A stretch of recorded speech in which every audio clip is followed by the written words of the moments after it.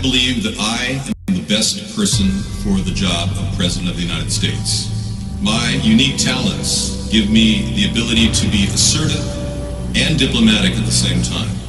I'm a person who will spike the conversation, who will get politics rolling and stimulate new questions and new answers to our current political dilemma facing our nation.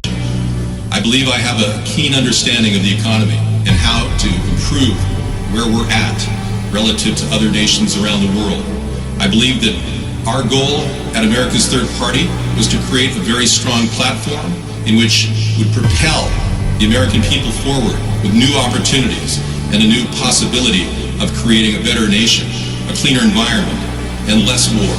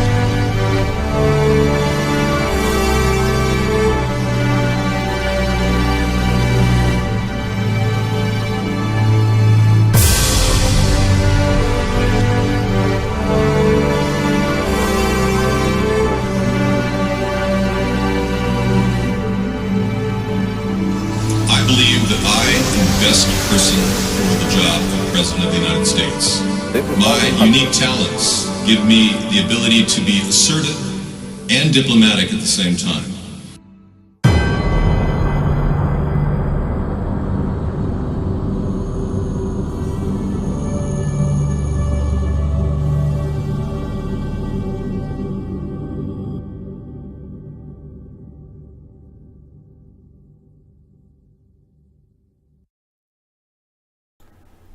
Welcome to America's Third Party, everyone. I'm David Sponheim, and this is Technology Thursday.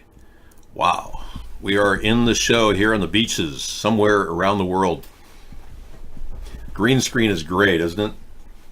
It makes everyone feel better about their life when they see something so beautiful that they're wondering why they're living in the crap hole that they're living in. And I'm saying, why are we allowing the oceans to be turning into a crap hole? When are the American people going to realize our two parties aren't doing anything to fix this world up, improve our water supply, improve our air that we breathe? Our nation isn't contributing enough. We've taken a back seat to all these environmental concerns simply by creating an EPA, which doesn't even do their job. Yeah, I'm definitely interested in getting the EPA fired and bringing on real people in the EPA. Top watchdog people, they're working diligently to protect the environment, not a bunch of cronies of corporations that want to allow mining in Utah, dumping of cyanide in the ground to create more gold out of old gold mines. That's the kind of crap that's going on right now with the EPA's approval. Or the FDA, and how Big Pharma has a veritable, lock on all of our drugs, and our food is still getting contaminated with sewage water. And the FDA and the EPA and the USDA, none of them want to do any testing on the water going into the farms that we are currently raising vegetables and romaine. They're still not testing it. You can imagine, we're going to see another recall any day now of somebody with E. coli dying from kidney disease because they ate tainted lettuce. We've got a country that isn't doing their job. So I'm proposing an alternative to what we have right now, which is we're paying their salaries. And when Donald Trump showed us the way, when he shut the government down, partial shutdown, we saw almost everything operating perfectly fine. But the fat cats weren't making enough money, and they're sitting there in their offices at NOAA and NASA collecting salaries. We need to get them on an interim employment basis and cut their contracts. We should be able to turn off and on the government as we see fit. So I'm suggesting an economic brake pad, a pay-as-we-go plan that no one can stop this country from saving money this way. We can stop these pencil pushers and these bureaucrats from sitting there sucking money out of your tax dollars by simply putting the brakes on our economy. Partial shutdowns could happen all the time. There's nothing wrong with the idea of not paying people who aren't doing their job. Now, the only big problem with the partial shutdowns we have had would be consider the airports, the TSA. And that's a job that could be easily replaced by plainclothes National Guard and Coast Guard members. We can also fuse the Coast Guard with the National Guard into one agency and protect the salaries of our Coast Guard workers. Those two major fixes, and we can do this. We can stop the government when we want to without jeopardizing any major costs to any of you. We can also secure a fund for food stamps in an infrastructure bank concept, where we could always guarantee that people have at least food stamp money. And that's part of our existing plan of getting people $500 a month, which is a great idea, very realistic, and will stimulate the economy, and we'll be able to fund this with an infrastructure bank plan. Now, a lot of this will take Congress to get through to the final stages, but the idea of giving people $500 a month appeals to a lot of people. Now, if I gave you more than that, you wouldn't work. This is essentially the baseline. The baseline plus ideas that we brought up in our 2012 book, Hybrid Capitalism, featured a tremendous amount of stimulus for the government, and we finally put a number on it in 2016. It was $400 a month, and now I've upped it to $500 because Kamala Harris is trying to put together an alternative tax credit of $500 a month, which is not the same as getting cash on an EBT card. So this is another novel way of solving the problem. If you look up our book, it's Hybrid Capitalism. You can find the link to it on Amazon by simply typing in the word hybrid capitalism.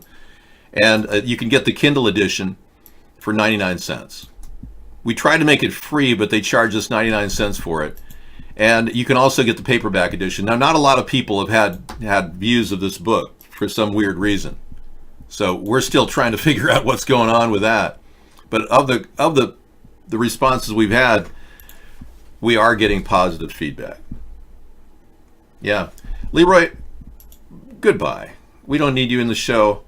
Are you part of the Sinclair group, Leroy? Yeah. Leroy Sinclair. Yeah, we don't take Sinclairs here. Yeah, the Sinclair Communication Network is trying to manipulate Ajit Pai into giving all kinds of freebies away to their communications. I'm going to be putting them under a direct investigation when I become president. It's called Hybrid Capitalism, and you can find it online by typing those words in. Yeah. Now, we've got to look at the news. We got a lot of big stories happening right in front of our face on a daily basis, with Donald Trump constantly pushing for more and more of his way or the highway. And now the GOP at the Senate level is standing behind Trump and the border. Why Trump didn't stop a GOP revolt on his border emergency. The Senate rejects Trump's border emergency declaration, but he's still holding his guns because he says he wants this border fence or wall. And it's an idea I came up with myself. I measured the distance we needed to secure our nation's border back in 2008, and Trump liked it so much he started talking about a wall. No, Badger Waxer, your numbers are wrong. Only 210 million people will actually use this program, because the star that's right next to adult applies to anyone with Social Security or disability will not qualify.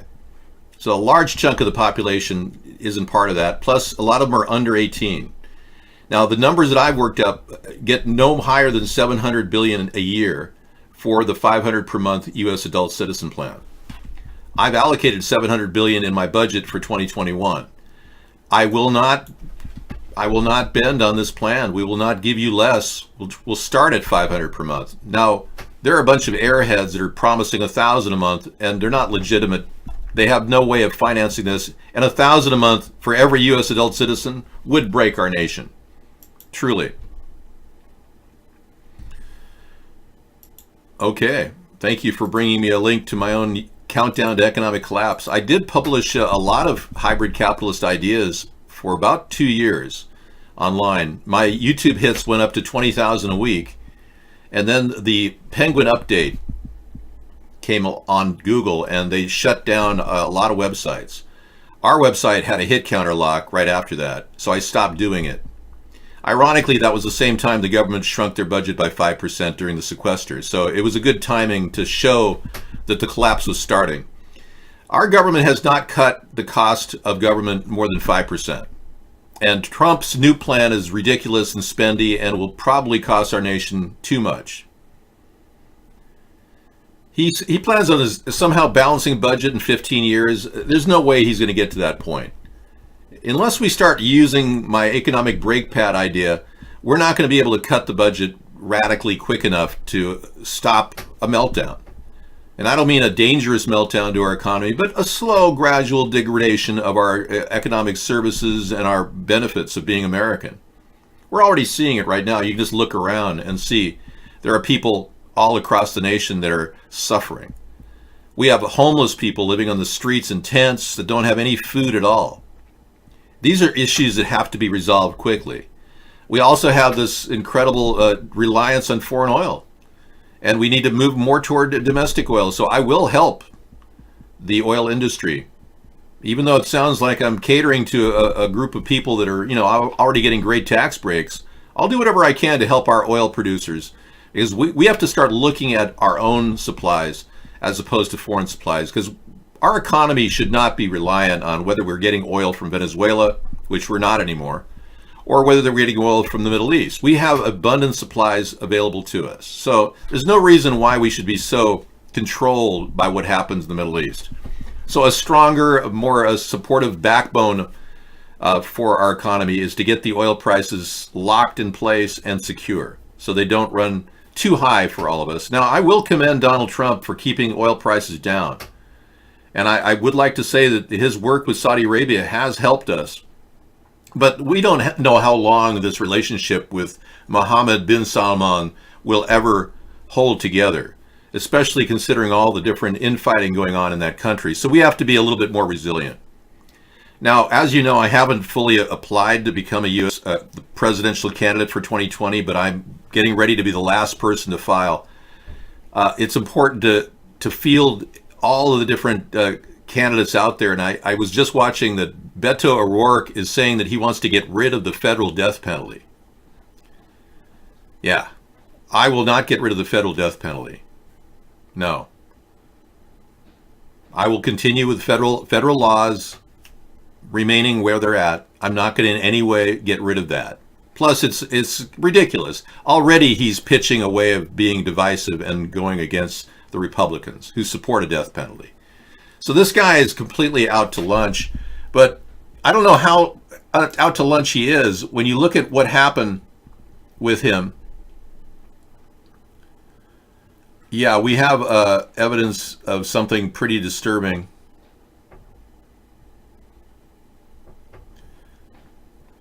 But I don't have it right in front of me for some reason. Yeah, I want to talk about this, but let me look up the other story real quick, because I had my fingers on it last night. Okay, here it is. And I'll get to this other story about a woman who's been reporting child sex slavery and got killed. But check this out. Police reports detail Beto O'Rourke's 1998 DWI arrest. Yeah, you didn't know he was arrested for a DWI, did you? Yeah, this is disturbing. You can check out the link here. Now, let me read some of it for you. He has long owned up to this driving arrest 20 years ago, but he said it was a serious mistake for which there is no excuse. But look at the report. He was going 75 miles. He was going at a high rate of speed in a 75 mile per hour zone with a 0.13 or 14 alcohol level. He lost control and hit a truck, sending his car careening across the center median into oncoming lanes. You can only imagine how many people he could have killed. The witness who stopped at the scene later told police that he had tried to drive away from the scene. Okay, this is the guy who inherited, actually he's married into a guy who's got a family who has $1 billion or more. He married into money, and he literally could have killed a lot of people, and he tried to drive away from the scene of the crime. This is a guy who wants to run for president. Oh, and not to mention he wants to get rid of our existing fence with Mexico. I mean, we need to start realizing what the centrist movement is and why we're better than the Democrats and why we're not as bad as the Republicans. That's the most important thing. Beto's father-in-law is worth $12 billion. Look at that. Thank you. Thanks for the links. Got dangers from the 5G network we'll talk about tonight. Thanks, Max. Max is in our iVlog ProCam show, which we have a pretty cool ProCam show. If you want to get in, everybody can participate.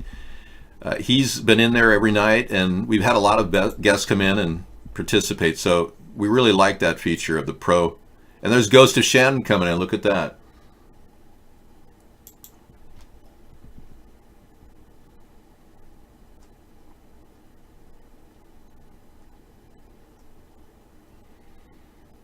Okay, I don't know what that is. The third party is responding. Thank you. Mad Dog has a link. So Ghost of Shannon is coming at us from Hong Kong. How are you this morning in Hong Kong, Ghost of Shannon? Morning, Dave. How you doing? Good, good. I was surprised to hear from you that the number of murders in Hong Kong have been no more than a few over the past 20 years. It's a pretty safe city. I was surprised to hear that. Yeah, that's true. Oh, Hong Kong is very safe. I looked up these stats and I was shocked that only about 5 deaths in the past 20 years from murder. So people are really getting along in Asia, apparently. That's nice to know. That's right. That's a good sign. There you go. Hong You got Kong a was population of 7 million. 7 million in Hong Kong. That's phenomenal. What an amazing city. And now that they're part of mainland China, have you ever seen changes in the government apparatus since that happened? Oh yeah, there's been a lot of changes over the last couple of years. Really? Wow. What kind of changes, if you don't mind me asking? Well, the one that's been in the news the most lately is that they outlawed a local political party that wanted to promote Hong Kong independence from China. They just outlawed it. There you have it. That's true communist censorship at its worst. Wow. Well, we're kind of censored ourselves trying to form a political movement, and we can't get anywhere beyond where we are worldwide, but our own country's censoring us. So we're not that far off from China in terms of how these things take place. The laws in America are against small, minor parties from forming. They've been stacked against us. But it's interesting to see all the countries are pretty oppressive and censoring everybody, including America now. All right, well, thank you very much.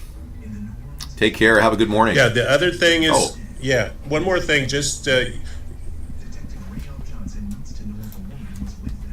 note that Jack Ma owns the largest English language newspaper here.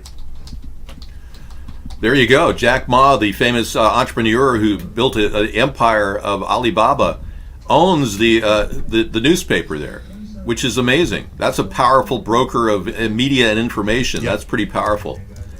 Wow, no different than Rupert Murdoch, probably on the same scale too. All right, well, thank you very much. Thanks for coming in and talking. Okay, thanks, Dave. Okay, so we're going to keep the cameras open, and whenever you guys come in, whenever you want, you can. We always have that opportunity. All right, so we got a little information from Hong Kong, and we're finding out that China, which is still holding back from a trade agreement with Donald Trump, they're very angry at the arrest of Meng, the CFO of Huawei, and good to know. And we're concerned that this is driving a wedge between negotiations that Donald Trump is having with Xi Jinping.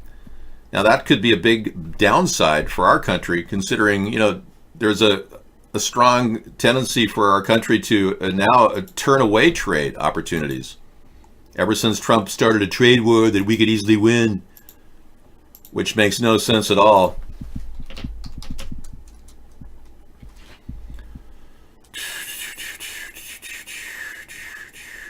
Yeah, Trump has been working with the Chinese to get his own trademarks cleared. He got 38 trademarks.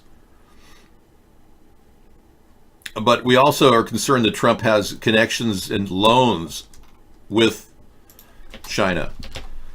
And that's a serious problem. He has over $600 million in loans outstanding, some of them to China, that he has to pay back. And the biggest one that he's carrying is the loan with Deutsche Bank. Now, we found out this just last week that Trump sought a loan during the 2016 campaign from Deutsche Bank. Yeah. He tried to get a loan while he became president because he ran out of money. His companies were going under, and he's still making money on the side, and it's going into his personal profit. There is no public trust set up for Donald Trump, but isn't this interesting how he tried to expand his loan? Now, he has a $1 billion loan with Deutsche Bank.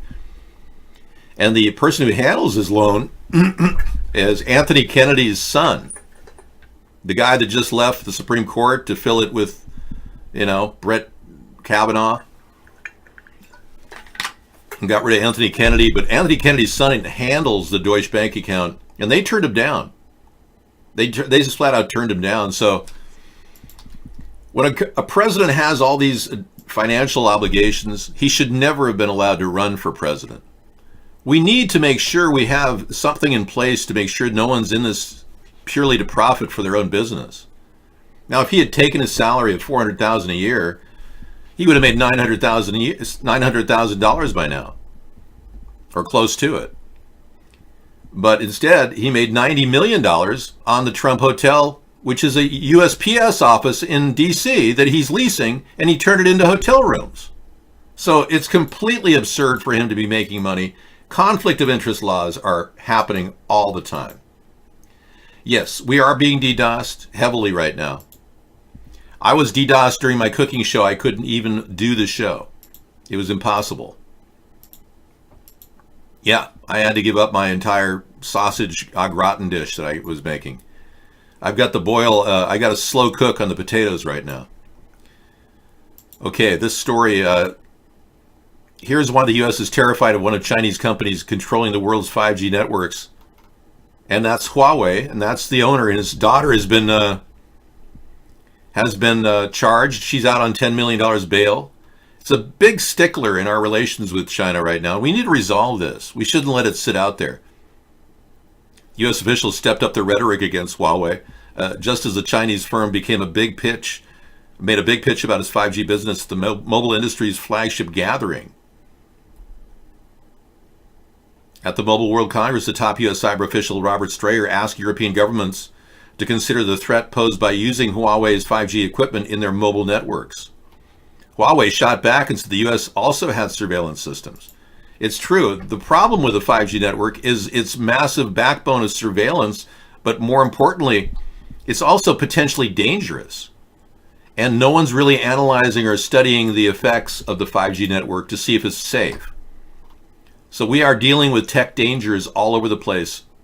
And it's something that when you deal with technology, we should always have clear vision as to how it will affect humankind, even in long-term studies, and they don't have any information whatsoever. This is a nation or world, actually, that is careening toward disaster, with geoengineering going on, chemtrails being dumped on our heads. Who was an actor? Okay, we're having stream problems right now. Is video down?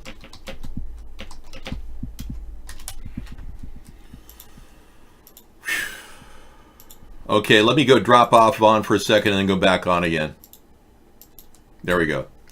Okay, refresh, please. See, the connectivity issues that we're experiencing on a daily basis are beyond belief. We're fighting through a mire of technology attacks. Look at the size of this cable. And this is an old version of cable that they've been using. I threw the garbage pictures in there to show you the really massive problem we have unfolding beneath our feet. As humans, we need to start recognizing this is a huge problem. We have to start solving it as opposed to creating a plan to make money on it. Cap and trade is not going to solve the world's problems fast enough. We need something much more aggressive, and we can't tax you people for it.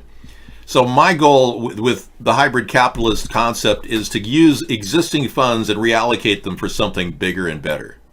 And find out exactly what's going on that's leading to all these dangerous tech problems. This is from War of the Worlds, the death rays. I threw this in the loop too because we've seen photographs of fires that are literally over the top. We live in a society that ignores chemtrails, but it says plastic straws are bad. But these are the kind of fires that you can only explain with directed energy weapons. This is Athens, by the way. 47 people fried in their car. Anyway, I don't want to go into the detail of the tech's downside, except to say that the 5G has not been thoroughly tested. That being the case, cap and trade does not work. Yeah. We've got a person from our area. Okay, you got a link. Thank you. Don't just post your site. You know, we need real links here. If I click your link, I'm wasting time clicking your link to your site. Okay, we're going to go ahead and remove this guy from our iBlog show. Thank you. I believe that we should stop the production of plastic garbage bags, or at the very least, make sure all of them have a certain amount of cornstarch in them so they do biodegrade. The biodegrading plastic that they make cornstarch bags now seems to be the best alternative. If we don't look at this as a real alternative, then we have the other option is just getting rid of all plastic garbage bags, but then an entire industry will suffer. I only kick people that are saying things that are really disturbing in our show. Tom Ain asks a question, what's the government's motivation behind chemtrails? Well, if you listen to our former CIA director,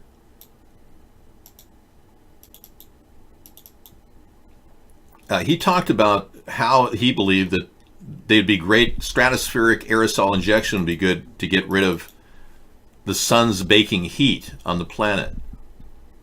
Yeah, and there's no science behind that.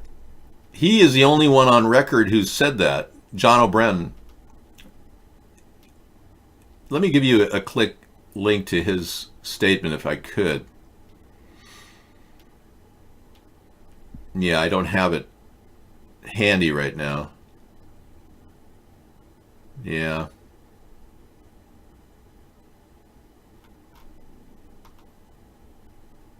Yeah, it seems to be eluding me. Sorry.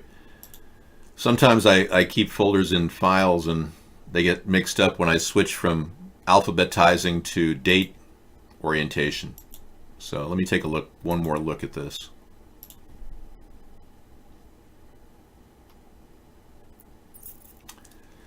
John Brennan.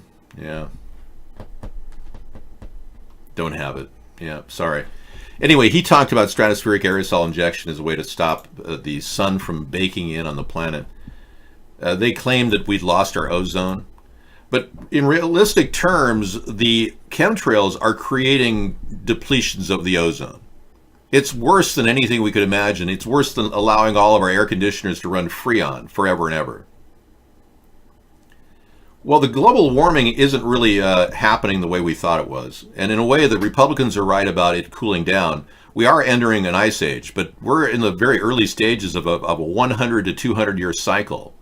It's not some major ice age that's happening quickly. Our climate change that we're experiencing right now is mostly due to chemtrails. They're purposely creating, in my opinion, the reason why they're really doing this is they want to make it seem like the world is facing a catastrophe rather quickly. Thanks for that link on carbon trading. Yeah, so we're I think the future of green, clean technology will be a very big growth industry. We've had a lot of threats, yes, Ace. Probably more than we would ever imagine. I know. So this idea of using chemicals to adjust the weather is rather new. It was presented about 10 years ago by a guy named David Keith, a geoengineer. And he said it would cost about $10 billion to dump chemicals all over the planet. And in their mind, they think this is going to somehow make a big difference. And his theory was that by putting aluminum in the sky and dumping it, here's a photograph of all the chemtrails that they dumped over California in just one day. Yeah, there it is. Thank you, John Brennan. Another example is the array of technologies, often referred to collectively as geoengineering, that potentially could help reverse the warming effects of global climate change. One that has gained my personal attention is stratospheric aerosol injection, or SAI, a method of seeding the stratosphere with particles that can help reflect the sun's heat in much the same way that volcanic eruptions do. An SAI program could limit global temperature increases, reducing some risks associated with higher temperatures and providing the world economy additional time to transition from fossil fuels. This process is also relatively inexpensive. The National Research Council estimates that a fully deployed SAI program would cost about $10 billion yearly. So he's taking the exact information that was brought to us by David Keith, who I consider a junk scientist, and took this concept that somehow by putting chemicals in the air, we're somehow going to get rid of pollution. Now, it doesn't take a genius to realize that's absurd. How can we get rid of pollution by overly polluting? And in the old days, in the 60s, we had a plan called dilution, the solution to pollution. And they're still doing that. They're still sticking it in the water. That's what Fukushima is. Fukushima is a dump of radiated material, reckless dump into the ocean that's lasting for, 9 years now? And no one's really making headway into stopping the flow of water except to freeze the existing corium in the ground, which TEPCO and Daiichi have done very well. And this is a serious new development. They have, in fact, gotten the refrigerator to work, but is it going to stay working? They created a refrigerator. They froze the ground around the nuclear reactors. So it's a novel idea, but I still believe a diverter pathway should be created so that water from Mount Fukushima doesn't go dripping in to the bay there. A diverter trench is all they need, a massive one, a U-shaped trench around the whole facility. But as we look at this problem of geoengineering, the concept is to see aluminum in the air and somehow reflect the sun and then cool the planet. Well, like I said, we're already being cooled because of the position of the sun, the Milky Way, and the sun, and the stars that we're aligned with, the galactic alignment, if you will. And what my contention is that even if we were to put aluminum in the air, it would oxidize rather quickly. And everyone knows that aluminum is not reflective after oxidation. It becomes black. So that theory throws this idea of David Keith out the door. Aluminum won't reflect anything. It'll be oxidized. Second of all, his concept is that somehow all the heavy metals will aggregate in the North and South Pole because of the spin of the Earth. The drop rate of particulates was not factored in. And I looked at the mathematics behind this, and in my opinion, it's absurd to think that by putting chemicals in the air, we're going to get rid of this pollution problem. Now, the pollution problem can be corrected with filtration. Carbon filtration must be done in all of the major areas. In fact, there's an area right along the coastline in Tehachapi that would be a fantastic place to put a major filter, a Venturi scrubber, that can spin and suck pollution out of the air as the Earth rotates. All of these types of filtration systems can be put in areas of high wind not only here, but throughout the world. And we'll begin to clean the terrible scar that mankind has left on this planet with the advent of combustion engines.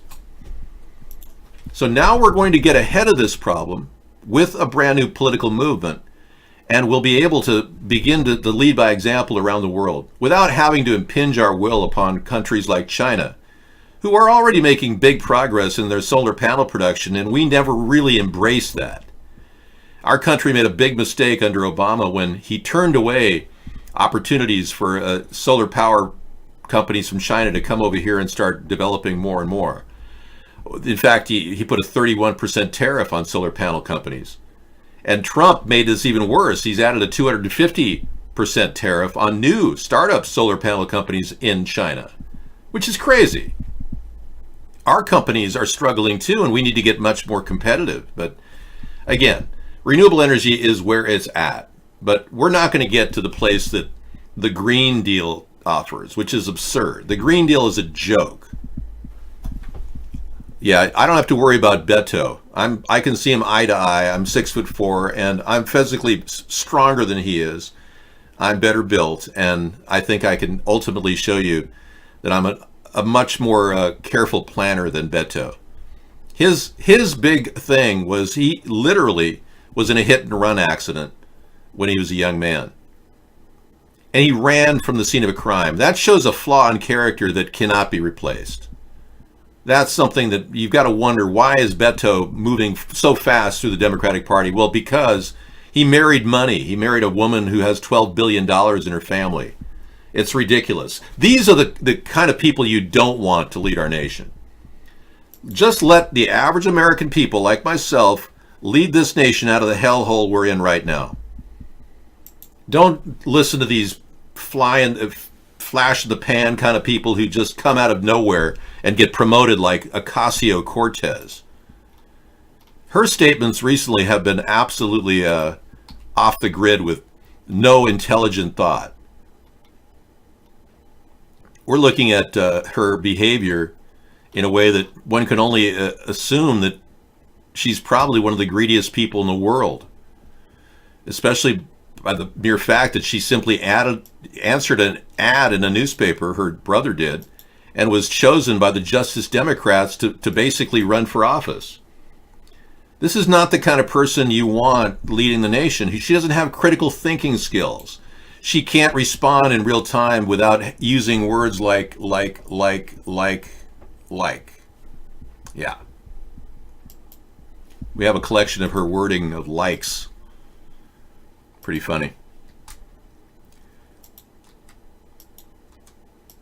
I can feed 8 people for a week on $3 as well. I mean, I'm the originator of the frugal cooking plan. My videos I've got 75 videos, almost 1 hour long, in my hopper of cooking shows that really can help people save money. What does he have? I've got a whole series of videos that people have called me on and said, yeah, we made an entire 25 people got dinner at a wedding party for $20. Yeah, so I've got ways in which I can show you in real terms, not just say I can do that. Okay. We've got bad news about the garbage in the world. The world's largest collection of ocean garbage is twice the size of Texas.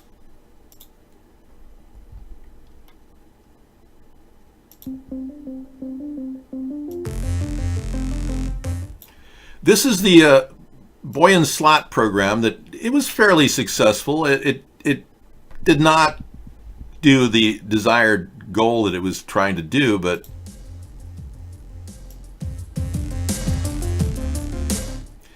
the Garbage Patch, an ocean cleanup project that Boy and Slot has put together, this brainchild, a 23-year-old, is in the early stages. They got $2 million in crowdfunding to get this thing developed, but they're learning ways in which they can trap the plastic and let the fish swim underneath. And they noticed that there were some problems because it had to keep a certain pace to keep the plastic together. But they managed to pull a couple thousand pounds of plastic out of the water with this recent attempt. So, yep, Stopping plastics from making their way into the oceans should be the focus of 95% of our current effort, with the remaining 5% on cleanup. I would go in the opposite direction. I would spend 95% on cleanup and 5% on limitations on what is going on, because people are going to be people. As much as I'd like to organize a plan to stop putting plastic waste in the ocean, you know it's going to happen. And there's massive amounts in the ocean right now, piling up on shores like Manila Bay. The shores of the Dominican Republic are just littered with plastic. So we have a cleanup operation that should be prioritized at 95%, whereas their priority is 5%. It shows you where they're coming from. And we got a video tonight on the 5G network killing birds. Thank you, maxed out credit. That looks good. Hundreds of birds falling from the sky. Yep. This is a Netherlands. This is the Netherlands test of a mast, a 5G mast, in which 297 birds dropped right out of the sky. I'm going to put this environment as well. I'm putting these in my playlist right now. There it is. All right. Thank you. 5G has not been tested. We're in danger. Yeah. Now, there's a couple of stories that are kind of propagating the student rigging of admissions and testing is a really good story, but I don't really have a handle on what it is right now. It's still kind of sorting out. The number of actors that have tried to put their kids through college and have rigged their test results and gotten admission through payments, it's just starting to, open up. So we'll be giving you updates on that. Apparently, one of their kids, who's a pot-smoking person, decided to defend their parents and said it's totally cool what they did. And then he got attacked by the media because he had a pot charge on him. I'm concerned that the entire access to college has been limited through affirmative action. That, to me, is a bigger issue than test rigging and payoffs. I think a lot of people were kept from getting an education because of affirmative action, and I was one of them. I'm a victim of affirmative action because I'm white. I didn't realize this would happen, but it did. I was the #1 student in my high school class, and I was rejected by numerous colleges. I was shocked when I got my response from colleges like Harvard and Princeton. Okay, I'll look into that. Thank you. I'll write that down. Yeah, and then there's a person who just died.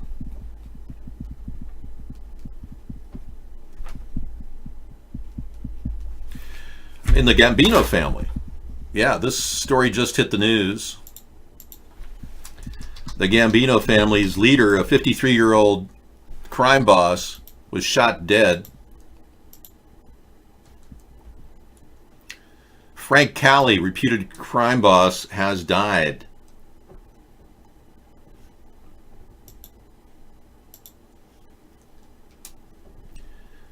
Yeah, he's passed away. Fatally shot outside of the Staten Island home. And now Fox News alert for you. Breaking overnight, a New York City mob boss gunned down outside his home. Gambino family leader Frankie Cali shot several times in Staten Island. The gunman sped away in a blue pickup truck and is on the run at this hour. Unclear if it was a mafia hit or a rogue gunman. Cali is the highest-ranking mobster killed in New York since 1985. That's when John Gotti ordered the murder of Gambino boss Paul Castellano. Okay, somebody said with a 185 IQ, I could have become a real professional. In case you didn't know, I am a professional. Yeah, I'm perhaps one of the most capable online daily broadcasters you'll ever see. There's a reason why I've got a show running for 10 years straight with viewership all around the world. It's because my efforts have been built from the very ground up. I've been trained professionally in voiceover, and I worked in the television industry and the radio industry for years, honing my skills. So if you think that I'm not professional, just because I don't draw an income doesn't mean I'm not a professional. So you have to understand this is a very difficult process of maintaining a steady show and delivering a product every single day without any failure, without any drops whatsoever. And we've been doing it against all odds. No, really. And anybody who doesn't understand that can't understand that this entire effort is also about getting input from you and building from there. We tout ourselves as being an interactive virtual chat show because we really are. There's nobody who does anything like this, who interacts with you and provides link sharing daily. And one of the things that we are good at is helping people who are, trying to get a grip on reality, understand the inner dynamics of this corrupt world we're living in. And I've been reaching into my grab bag of talent and skill and taking on some big issues. You may call them conspiracy issues. I don't care what you call them. But we have a strong belief that I have a strong belief that this is an ongoing party that has to acquire changing views and take on tough subjects like the 9/11 truther subject or the chemtrails that I talk about in our show. I can't do my job as a third-party candidate unless I take on the tough issues that the two parties won't even touch, like the dangers of genetically modified food, forced vaccinations, and the coming police state, which the Democrats seem to be encouraging. Now, as you know, I moved over to the right of the political spectrum from the left, and I centered myself. I'm a centrist right now, because I believe that there's no way we could possibly approach things from the radical left or the radical right. But I support your right to bear arms fully, and I will not talk about gun control as president.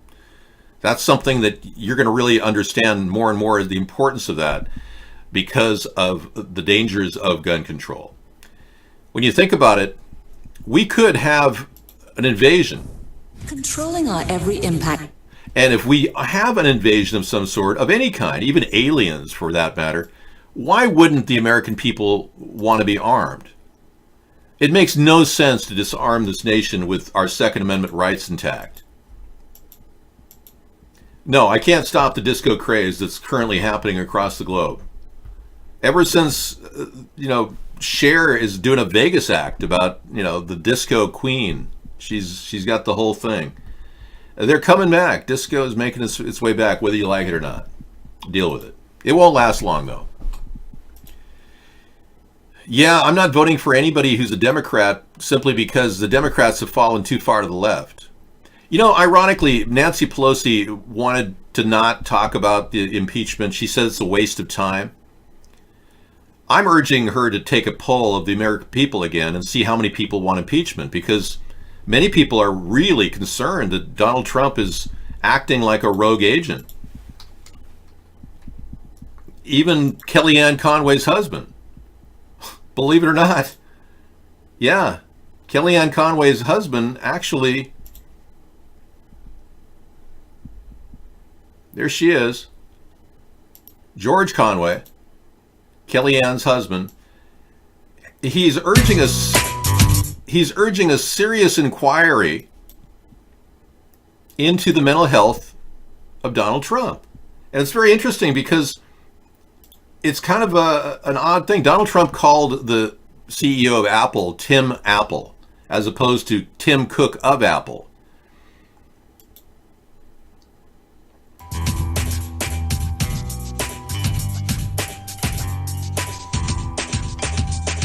Conway, the husband of White House counselor Kellyanne Conway, is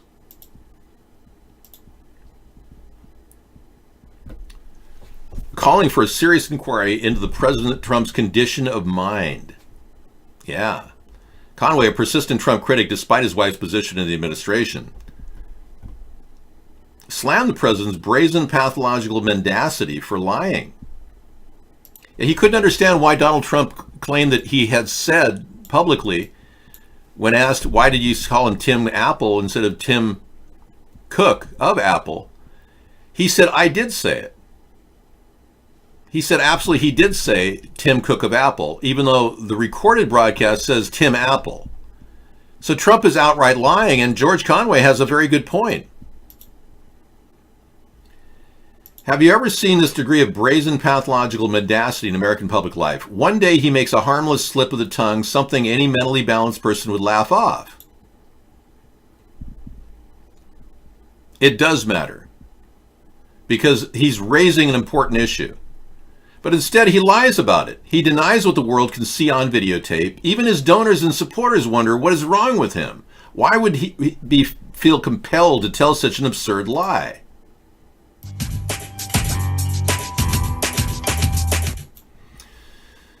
Conway's first tweet linked to a clip in the Trump suggested that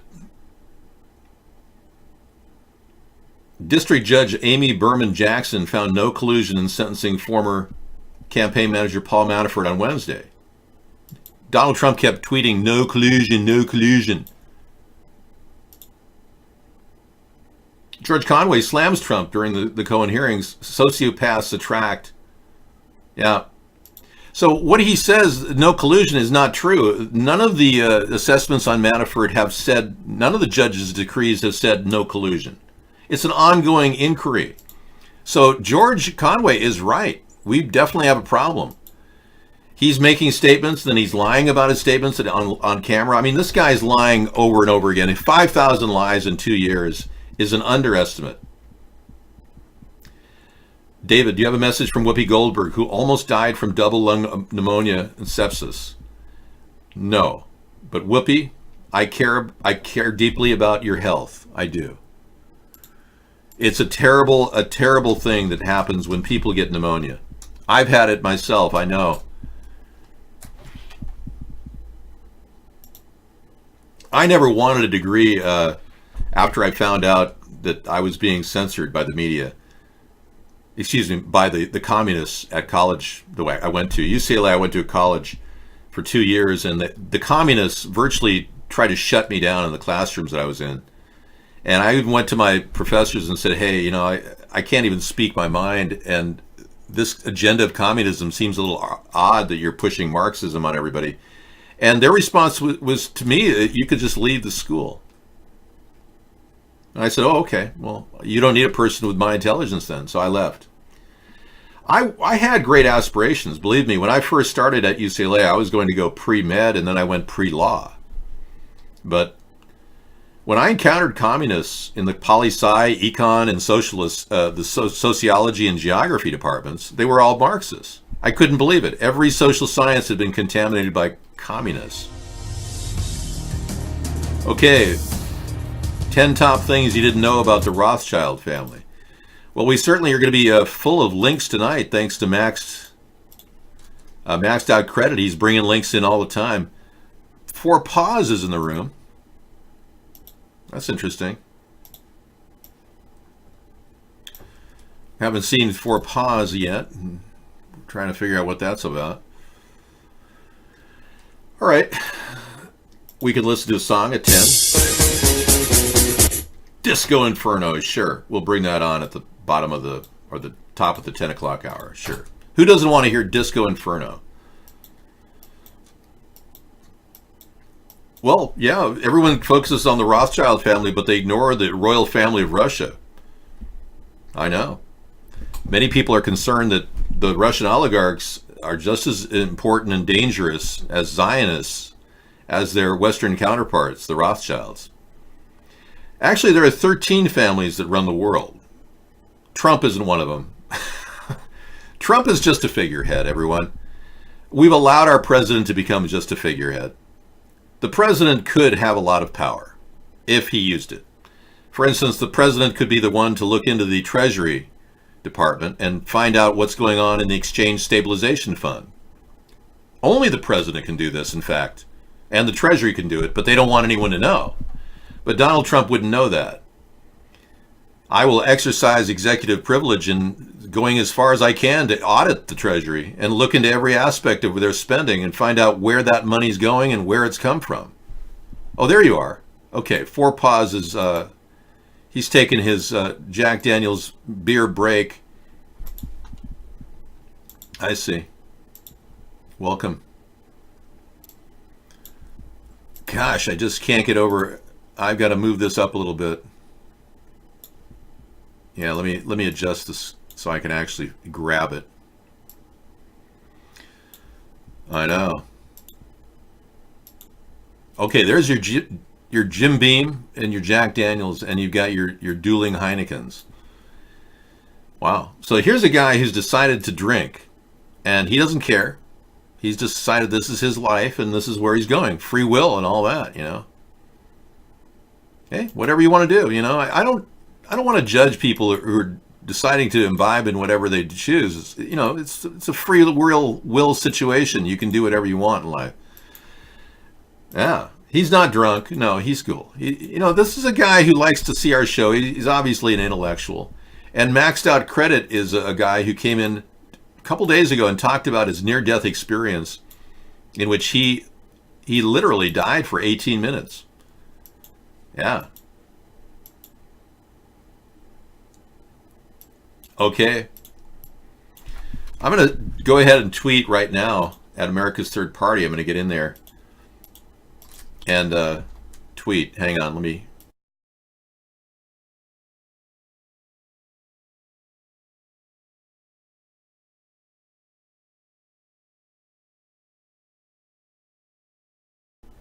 Okay, I'm going to go ahead and tweet an article that I pulled up on B2 that we need to, you know, talk about.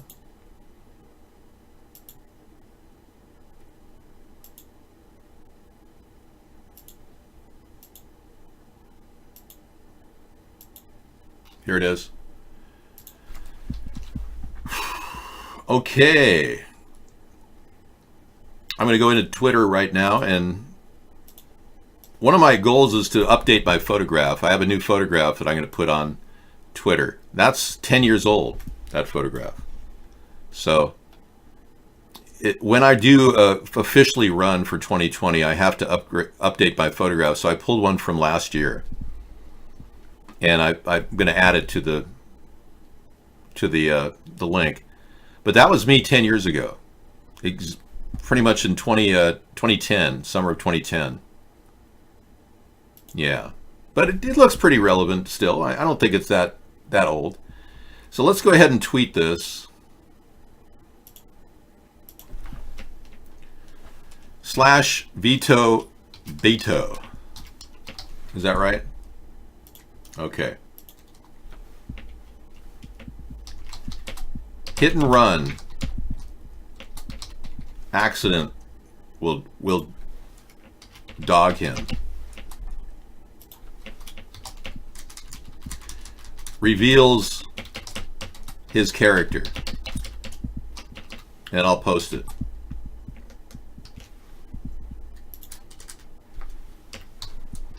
Okay. We're good? We're good.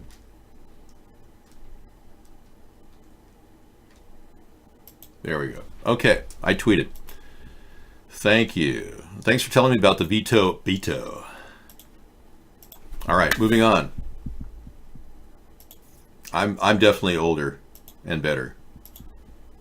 As I get older, I get wiser too. You know, when I first started this, I wasn't even that concerned about chemicals in the air. I'd heard about it in the 80s from my mother, who used to listen to Art Bell. And I know. And the fact is, she said, Dave, what do you think of these chemtrails and contrails? I said, well, yeah, it makes sense. Chemicals coming out of the mufflers of these jets. Sure. Makes sense that they're burning petroleum that's going to produce carbon particulates. I had no idea at the time that this was going to be a massive dump on the human race.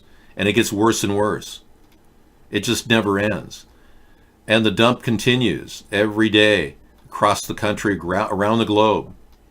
All over the world, they're doing this. And the people that are doing it are these elitists that run the world. The Rothschilds are behind this. And it's so nefarious, the Rothschilds have underwritten ownership of the water rights in Sonoma County, California, while they create a drought using chemicals. So they've got a chemical dump going daily, creating a drought in California. And we've analyzed this for many years now. We've seen this drought take place. And then they've got a flood they're working on in northern California, where the Russian River in Oregon is, all of these areas, Russian River and Oregon are being contaminated. It's happening. So here is a picture of chemicals being dumped over our heads on a daily basis. Yeah. You don't have to go very far to find these. I have a website I've constructed for anybody to look up this story of chemtrails called chemtrailparty.com. And if you want to look into that, you certainly can. Here's the ultimate chemtrail synapse here. A time segmented version of chemicals being dumped on our head. Yeah, this is happening as we speak on a daily basis. Merkel does appear to be Hitler's daughter, yeah. Yeah. You're bringing up some good points. Renee Zellweger looks like she's been replaced. Yeah. Yeah. Many people don't realize that if you have a static bit of knowledge and you don't think beyond a certain area or boundary, you won't believe in anything. You won't understand anything, and you'll wonder why the world's so screwed up. And when I looked into why Angela Merkel has been Chancellor of Germany for so long, I only had to look at this photograph for a short period of time to know that there's something very suspicious about her face matching the exact face of Clara Hitler, Hitler's mother. This is an uncanny physical resemblance. It's not some, magical, gee, do you think maybe? And when you measure her level of, Angela Merkel's level of excitement and charisma, she doesn't have any. But she does have an amazing dance maneuver that she does, the snake dance. I do the things I did. So we've got actual photographs of her dancing on stage. I think this may have led to her rise to power, but I don't know about keeping power all these years.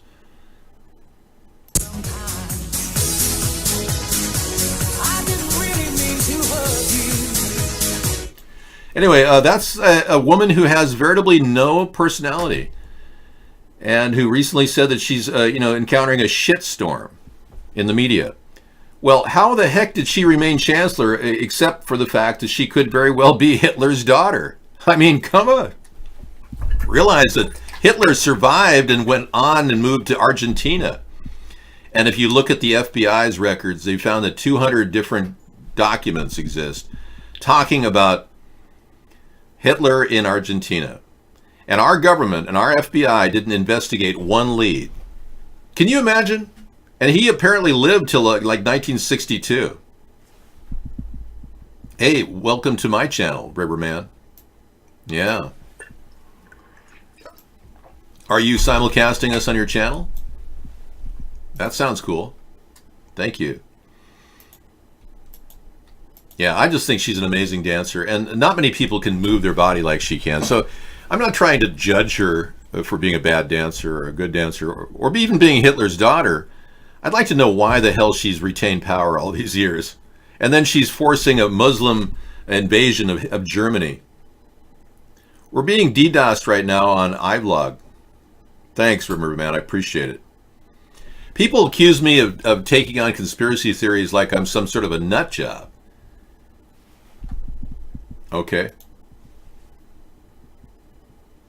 You're saying this looks like her dancing maneuver? Ooh, yeah, this is from the Jungle Book. The actual Jungle Book Disney show. Yeah, I remember this. So the dancing behavior is like that. Ooh, yeah. Thanks for sharing. I appreciate that. I don't comment about looks. No, that's one of the reasons why I try to show you that Angela Merkel's face matches Clara Hitler's face. Yeah, I'm trying to help you understand why Angela Merkel's retained power all these years and why our FBI never really bothered to look up Hitler in Argentina it's a serious problem, and I know a lot of you Democrats are right now sucking on Nancy Pelosi's fame and success, but what you're not realizing is there's an undercurrent of truth coming out all over the place that you're not tapping into, and that truth will eventually lead to the growth of this centrist party. We know for a fact that the Nazis were engaged in a veritable takeover of our country before World War II. We know that for a fact. I've got stuff on the Rothschild family tonight in our video library. Thanks, Max. We know that the Rothschilds have been controlling the rise of fascism in Germany, and we're behind that entire plan. And now that we look fast forward to the present time, we need to learn from history and find out who financed Adolf Hitler. And the more you look at it, the more you realize the very same people that financed Adolf Hitler, the Rothschilds and other groups of oligarchs, are now trying to finance the rise of Donald Trump. And what's worse is they're using my ideas, and Trump's using my ideas to get noticed. That's what's really scary. That he's hijacking my ideas, and they're effectively censoring me all across the internet as much as they can. And he's benefiting from new and creative ideas without actually understanding any of them. Okay, here, this is caught on tape, folks. We're going to take a look at a link that just came to us from a person at iBlog. People going over the border where there's no security at all. Watch this. Chat, look.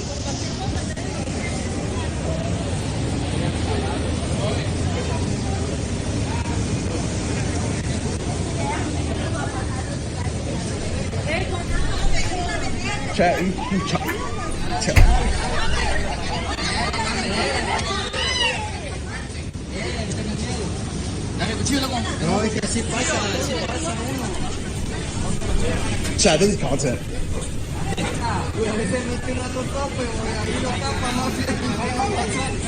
Don't worry, shut up. What the fuck is going on here? English? Spanish? English. What the fuck is going on here? I literally just got on the beach and this happens out of nowhere. What? Like literally just relaxing, all this happens. 6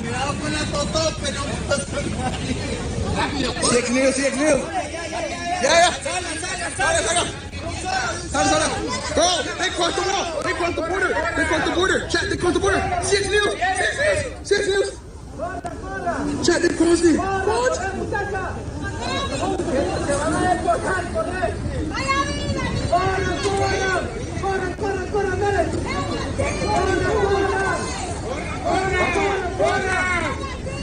Chad, what is this? Chad, what? Come on, everybody, go. Come on. Someone patrolled in migration. Chad, what the fuck? Chad, what is this? Chad, what is going on? CX News. Chad, this is CX News.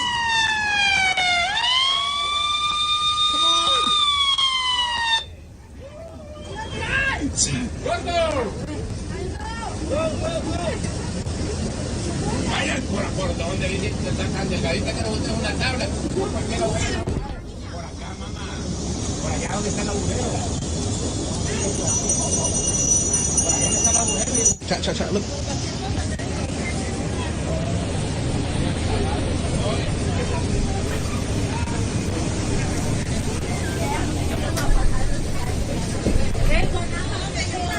Chat.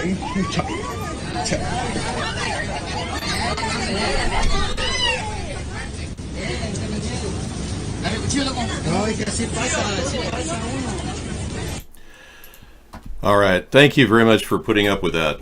Yeah. I checked the potatoes and I turned up the stove a little bit on my sausage dinner.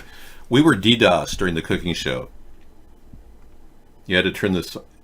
Dave is gone, really? What happened to me? I paused the webcam. It's one of my tactics I use to get a little break time. Sarah's going to be home late tonight. She's out having a wonderful time with her kids. As a teacher, she loves to be around, the children, and they're doing a musical tonight, so she'll be excited to come back from that. And I can't get over. She tells me about all the memorization these kids have to do these musicals, That's really a strengthening tool to do music and remember things. And kids are really learning how to strengthen their mind using music. And I thought to myself, some states like California have phased out the music department and the art departments. And it's such an important, vital part of growing and learning to enhance your mind, to open up music and art. It's almost essential. Yeah, you just keep coming back, don't you, Milko? Okay, so we're going to go ahead and continue the discussion of what's been happening.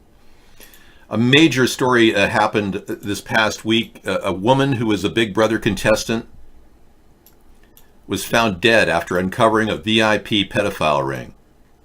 The body of former Big Brother contestant who claimed that she had evidence of a VIP pedo ring has been found naked in bed.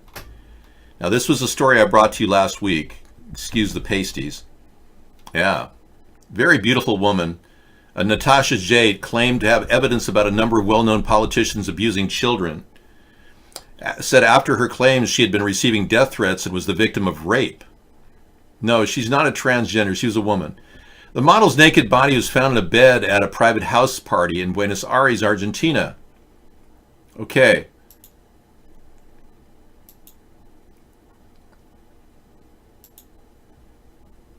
Yeah. Now blood results are showing, they're failing to show that Natasha Jade consumed cocaine prior to death. So they put cocaine around her nose, but she didn't have any in her body. She hadn't been breathing at all. They got rid of her. Yeah. They X'd her. Are you signing a cross for a reason there, Four Paws? Are you oh, you're saying a prayer for her. Oh, bless you. Jade's death has prompted a wave of conspiracy theories which suggest the media personality had either overdosed or had been murdered, but now it's becoming more and more likely that she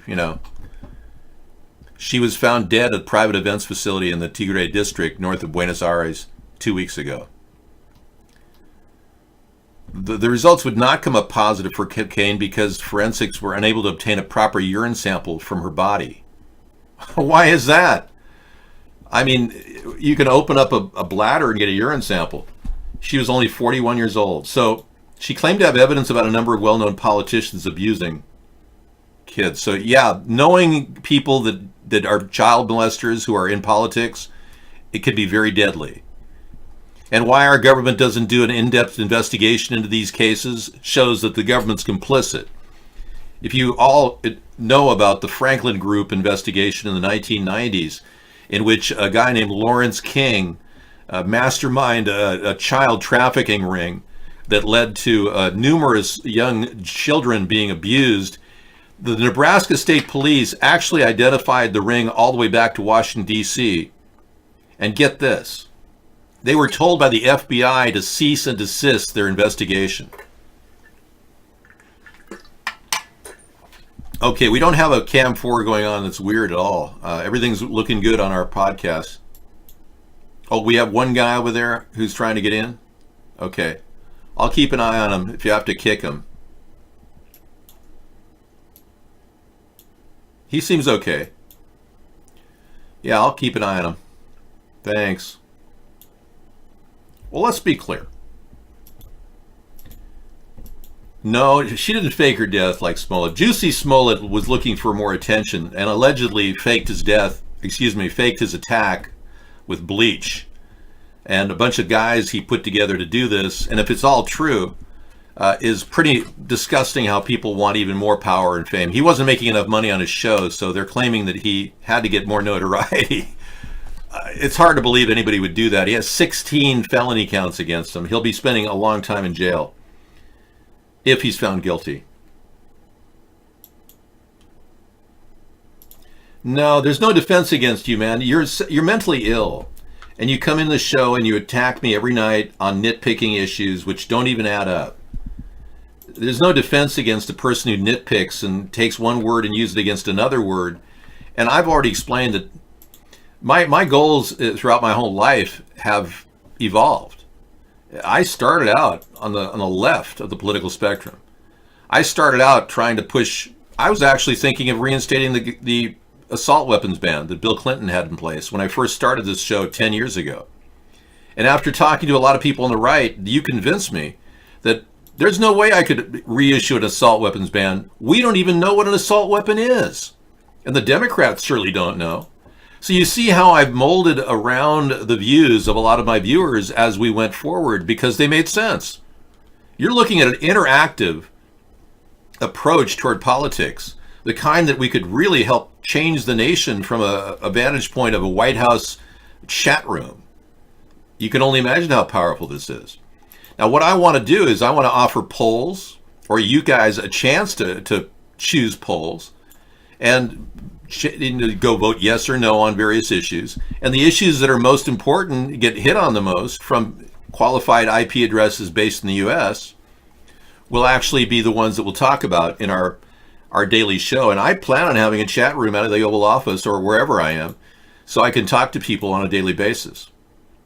We won't need a press secretary. The days of a press secretary will be over. We'll be fully embracing the interactive media that we have at our hands, and you'll have a better opportunity than ever to reach your president. In the history of the United States, nothing like that has ever been done. I seriously doubt if you tweet at the real Donald Trump, he's going to respond to you. This is going to be a daily straw poll to see basically who's thinking of what and what issues are most important. I don't age, no. I've conquered the issue of aging. I had a problem with the idea, it should freak you out, yeah. I had a problem with the idea of aging when I started this effort 10 years ago. And I began to look at it holistically. I'm pretty into holistic theories of health. And because I really have worked hard at understanding what it is to remain young, I researched gerontology and I began understanding this is the key to doing what I need to do and stay youthful so I could continue to run, because these people are going to be trying to stop me every election. And I've got way more staying power than they'll ever even imagine. Hi, good morning. As you can see, I'm still wearing the shirt I wore last night and yesterday at Blog TV. It's exhilarating to do Blog TV. We've been having an incredible time. This is in fact day 54. I thought yesterday was day 54, but we did a recount and we determined that today is day 54 as we approach the election. So I looked at myself and I said, well, this is 10 years ago. I did this in front of my house, and that hybrid car that I have right there is exactly like it is today. And I said, what do I have to do? So I did some research and I analyzed how I could keep my skin looking healthy, avoid the sun. That was really important. And I discovered this fruit enzyme spray that I use, which is a 10% mix with 9% or 90% of it is water, purified water. And I spray it on my face whenever I feel like I'm, in a show for a couple hours. It's very refreshing. And it's a fruit enzyme that is actually sold by Michelle Dermaceuticals. Michelle Dermaceuticals. And if you want to get this mist and try it out yourself, I'm not making any money on this, but I'm more than willing to share a link that will get you information about it. It's a pretty cool thing. It's the best one I've seen on the market because it doesn't have major oils that can be, clog your pores and whatnot. But the secret to staying youthful is to maintain a diligent approach toward your daily health. That means you need to get 6 hours sleep. That's essential. And I try to get 6 hours sleep. You really ideally need 8 hours sleep. That's really good. Yeah. Good, Derpy. It is, well, it's $22 a bottle, but I dilute it down. This bottle I can fill up for about $2 with water and the other stuff. But you have to maintain a diet too that has a variety of vitamins in it. A multivitamin every other day helps. You don't have to take multis every day, but every other day or every 3 days, a multivitamin helps. And you also have to look at a way in which you can reduce the stress in your life. Stress kills. Now, I have very little stress other than this show. I retired at the age of 50. I was 48 in this picture right here. I'm 58 going on 59 in April. Well, I don't need to make money. That's the point. I retired at a young age because I knew how to save money. There's Michelle Obama, famous last words. Somebody pasted this up on a meme. Rest in peace, Joan Rivers. And then Malik Obama, the president's half-brother who doesn't like him, just tweeted, "Is Michelle Michael?" Wow, things are starting to heat up in the Obama family. I'm glad that he did that. That's cool. I almost feel like following Malik.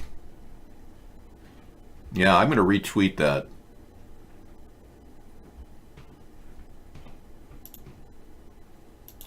Finally,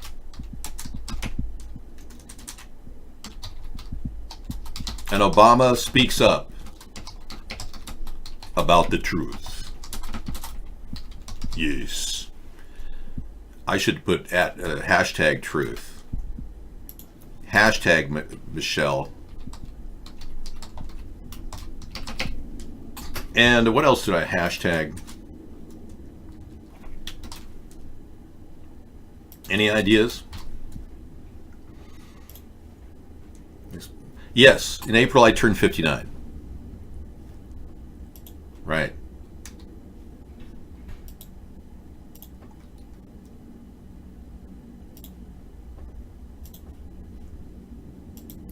Okay, let's send it off in a letter.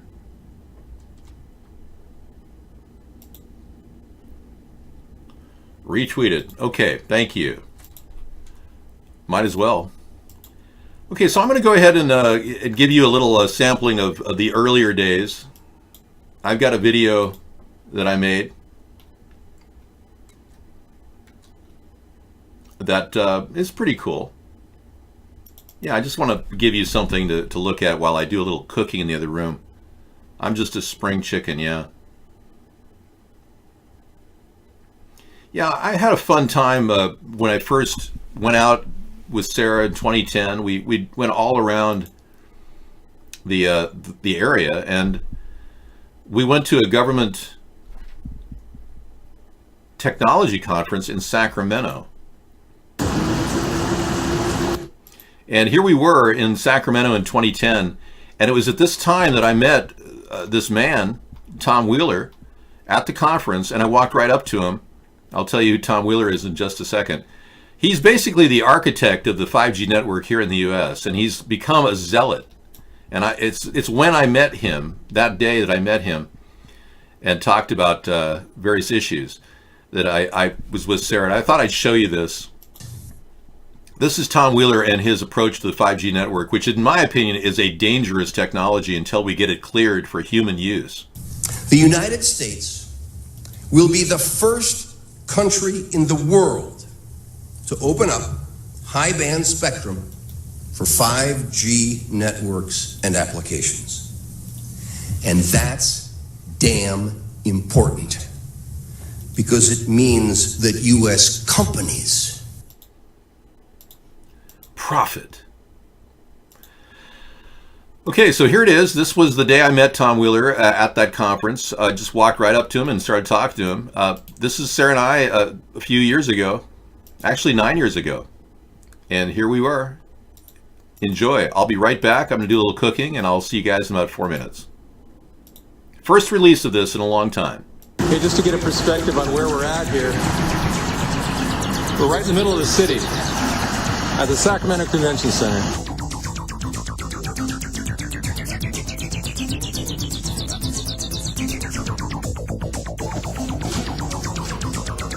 Hi, David John here. We're here at the Government Technology Conference West in California, Sacramento, and we're going to find out about new technologies that can save our government a lot of money and time. And I'm here with Sarah Hart. The Conference on California's Future. In 2009, this one-of-a-kind event sets the stage for the most important conversation of our time. Wow, so that's awesome. Let's go inside and find out what's going on with all the vendors and all the different ways we can save money.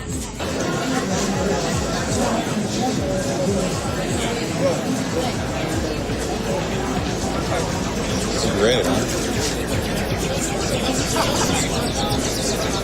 Wow. This is Juniper Network switch, not an extra Juniper Networks. This is a really green network switch. Got it. But all of the terminals are connected to the switch, and in turn, the switch is connected to the host computer. Beautiful. And so, just a standard network configuration. You have one PC with up to 30 users simultaneously accessing all of the resources. They each get their own individual session of the operating system. Nice. And so it looks and feels like they have their own desktop. There's no loss of performance other than multimedia with the L series because you're connecting through the network. So it's not recommended for people who need full screen multimedia, video, graphics. But for 30 employees, that's perfect. Yeah, for general office use, for training labs, there's a lot of use cases where it will work perfectly in. There's some that it won't. But Okay, Sarah just thought of a great application, education, great use. We could actually provide these terminals at schools. It's wonderful. It's a rapid response vehicle, high-tech, state-of-the-art. It's a CHP vehicle, instant command vehicle. Check this out. Talk about technology. Wow. Impressive. DMV is represented here. California Highway Patrol.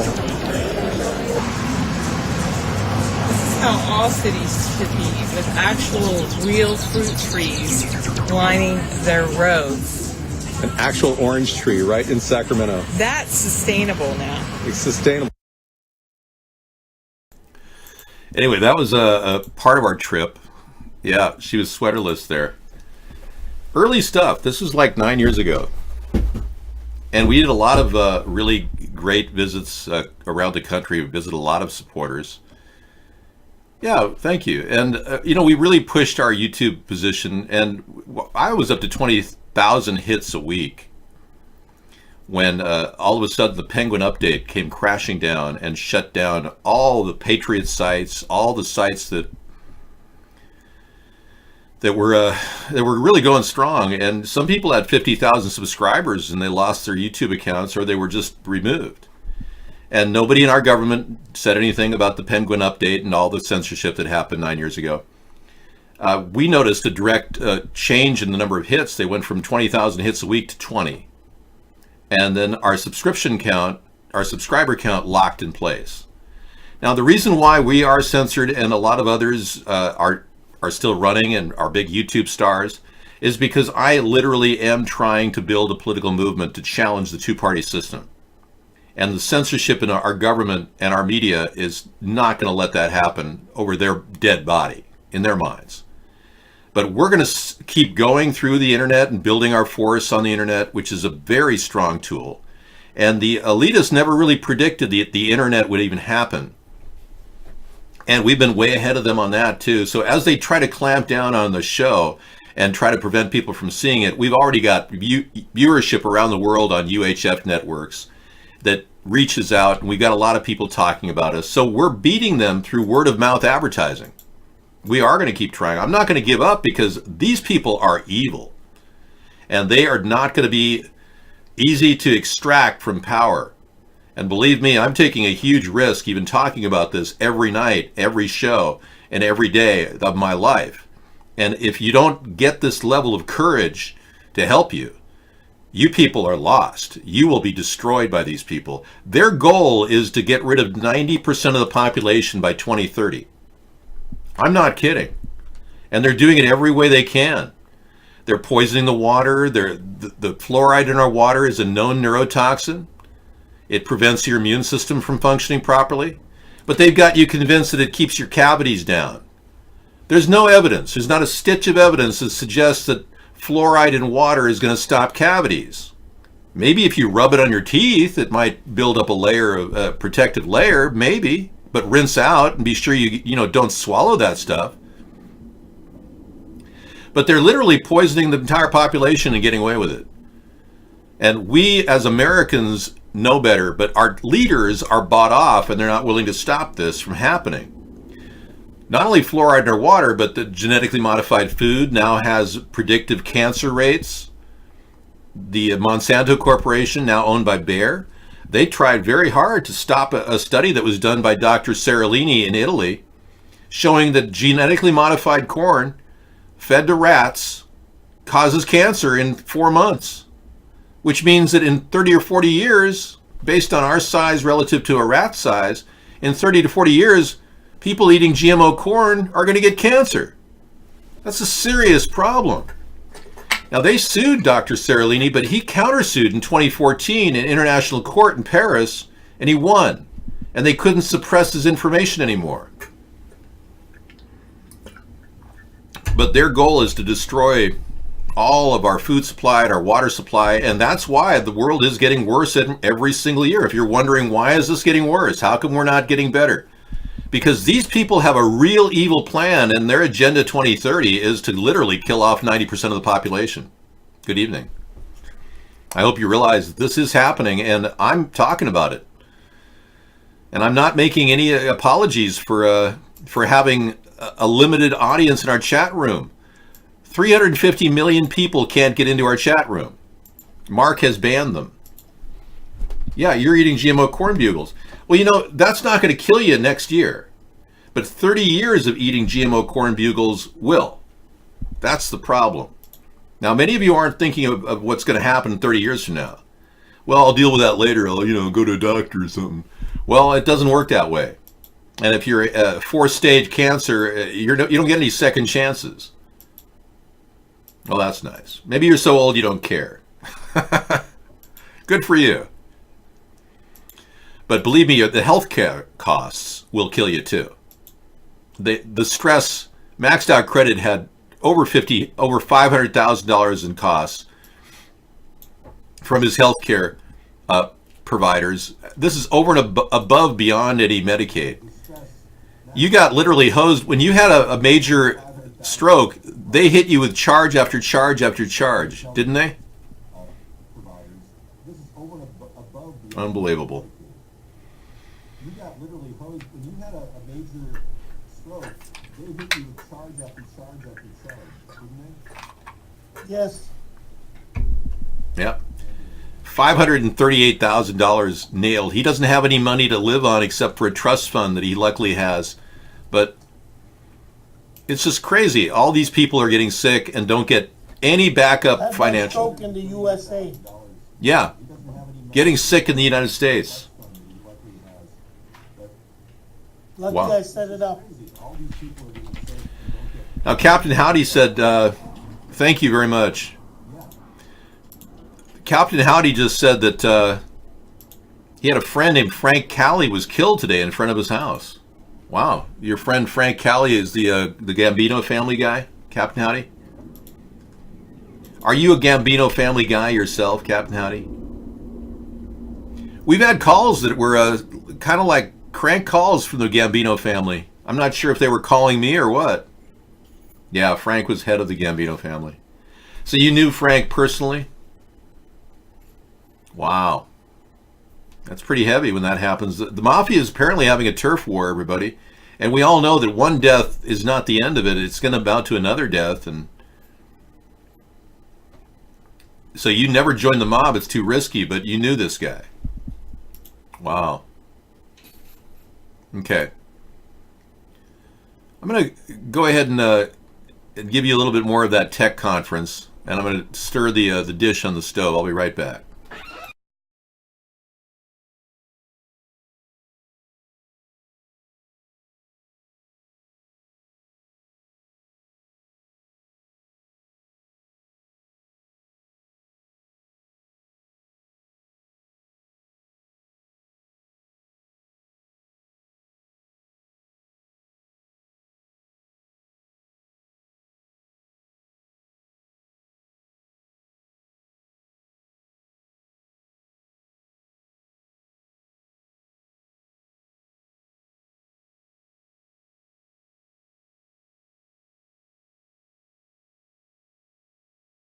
I'm going live now on sound.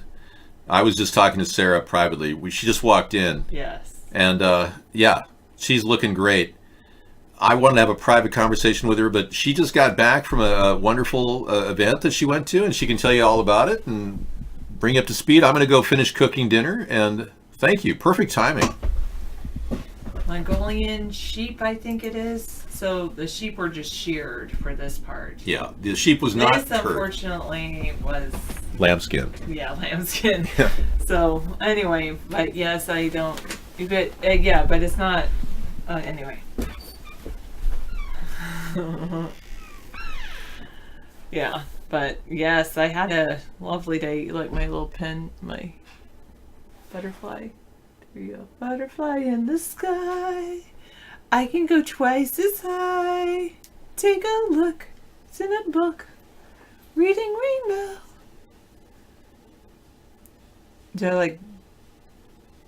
Would you like a Dorper lamb coat? I don't know, maybe. I do like, sure. I'll say yes, maybe. I think that's the right answer. Well, except my skirt isn't flapperish. My skirt's like this. Oh, you can't see it. There's my skirt. It's like, all right. Oh, that's pretty cool. Awesome, Captain Howdy. Nice.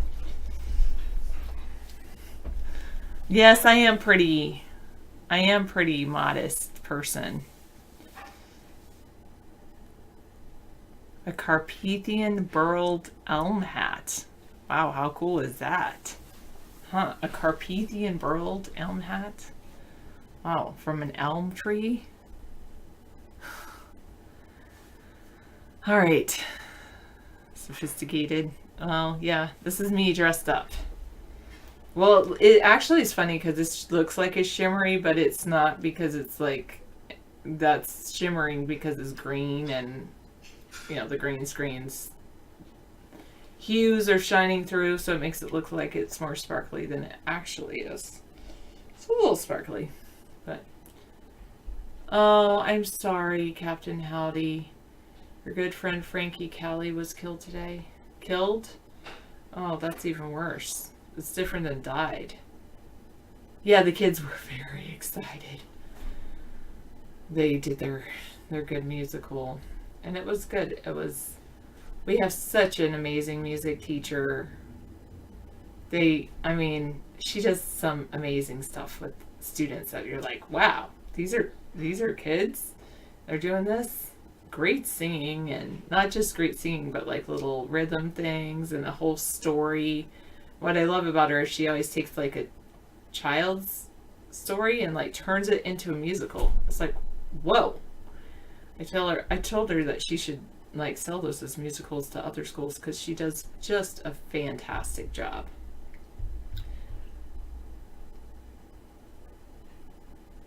I loved Miss Frizzle. I know. I'm glad that I remind you of Miss Frizzle from the Magic School Bus, because Miss Frizzle was one of my heroes. Yeah, the parents were beaming. I was beaming. Usually I'm like stressed, and I'm like, I can't wait to tell them tomorrow. I'm just so proud of you. You did a great job. Yes, I did take some pictures and video. I can't show you those because they're kids, and anyway, but yeah, I take pictures and then I'll share them with the parents, and then the art teacher gets involved. She creates this backdrop. It's just so great. And then she creates little like headband costumes for them. It was amazing. Miss Frizzle was amazing. She was cool. Your son loved when he was little. No, the people that inspired, Miss Frizzle was definitely, after I decided I wanted to be a teacher, Miss Frizzle inspired me to kind of be the type of teacher I am. I'll say that much. Yes. But actually, the person that probably inspired me the most to be a teacher was my teacher. I had the same teacher in 4th grade, and then she looped up. She taught 6th grade. I guess they had a shortage at 6th grade, so I ended up having her for both 4th grade and 6th grade. And she was just a really wonderful teacher. And then I've had some really good, that whole group of teachers there just at one of my elementary schools really supported me, which was really great because the students at that elementary school were not supportive.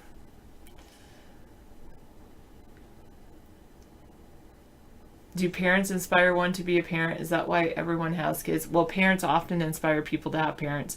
When are you having kids? I want a grandkid. Thank you, another brother. I'm a good human. But I wasn't inspired to have children because my mom had.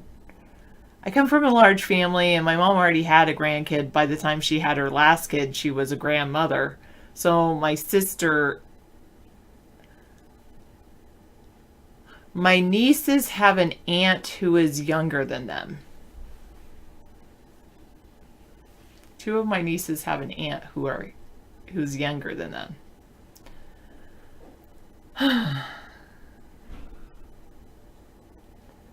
And okay. Because David has a lot of class. Yeah, that's true. Ghost is right. Sometimes you raise yourself in spite of your family. Yeah, I don't want to have children, and I don't plan to adopt or anything like that.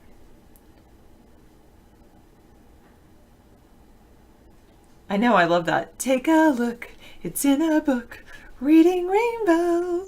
That probably inspired me to like just keep reading. Oh, because actually that not just take a look, it's in a book, but I can go anywhere. I can do anything. And that whole idea, like I could just escape into a book. I would read. Once I learned how to read, it was my escape because my family didn't let us watch TV really when I was a child too much. I mean, we would watch at least until I turned a certain age, and then it was like they just, I don't know if it was like they couldn't afford it or probably that's the answer. It's not about that. It was actually trying to help children read. They'd have like little book reports. Have you ever wanted to blah, blah, blah, blah, blah? Well, you should read this. Check it out at your local library. I know, I don't need to have children. I have plenty of students. That's how I affect the next generation.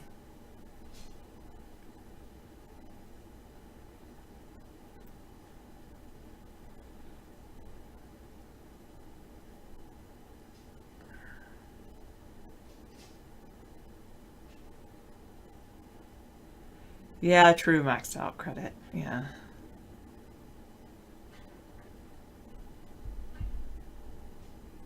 Okay. Moving right along. Thank you for your opinion. Wrong opinion? That's pretty funny. Thank you. I eat bugs. I do sometimes eat bugs as being a role model for kids. I'm talking about whether people should eat bugs. Time to lose a jacket. I don't like my jacket.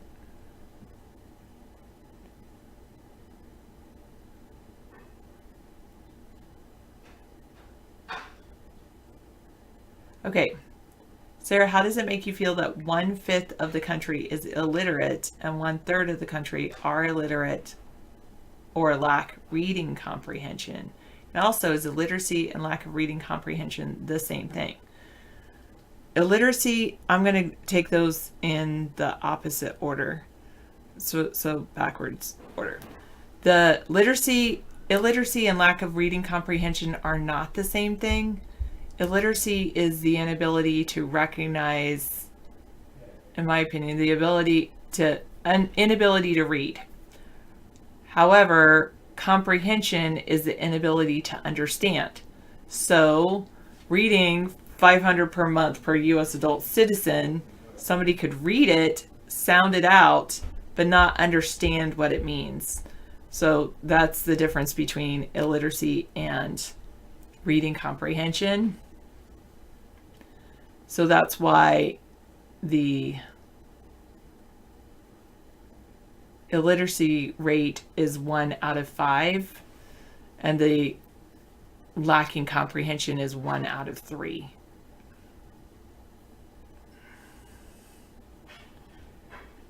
It is definitely, it's a bit scary that 1/5 of the country is illiterate, because phonics and phonemic awareness are not too difficult. Part of it is, as far as a reading comprehension, that's a little bit trickier, because especially if you get into complex language, but being able to understand what's going on in the story is important. And not only in a story, but if people aren't able to have reading comprehension, then are they able to have just comprehension of life? And but I also read this article earlier this year. We were all required to read it for the grade level that I teach and younger grades, that in some schools, not my school, but in some schools across the country, this guy, the article, by the way, is called The Crayola Curriculum, and it's by a guy named Schmoker, Schmoker, and it's not a study, but it's just one person's observations of going into classrooms, especially primary classrooms. And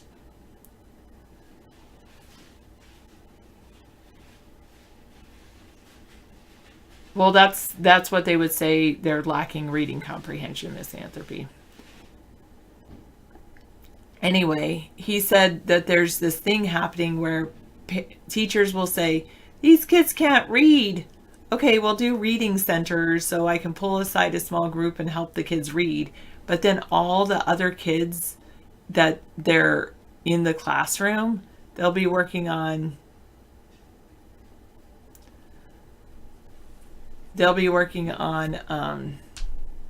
coloring on a massive scale, cutting, pasting, and coloring, which if you want a child to know their letters and sounds, you would have them actually writing their letters and sounds. Every moment matters in education. And it can be simple as from changing a worksheet from cut and paste these words in the right direction, in the right place, to write these words in the correct boxes. Against Captain Howdy. I do believe that family has a huge impact on helping children communicate and read. They're children that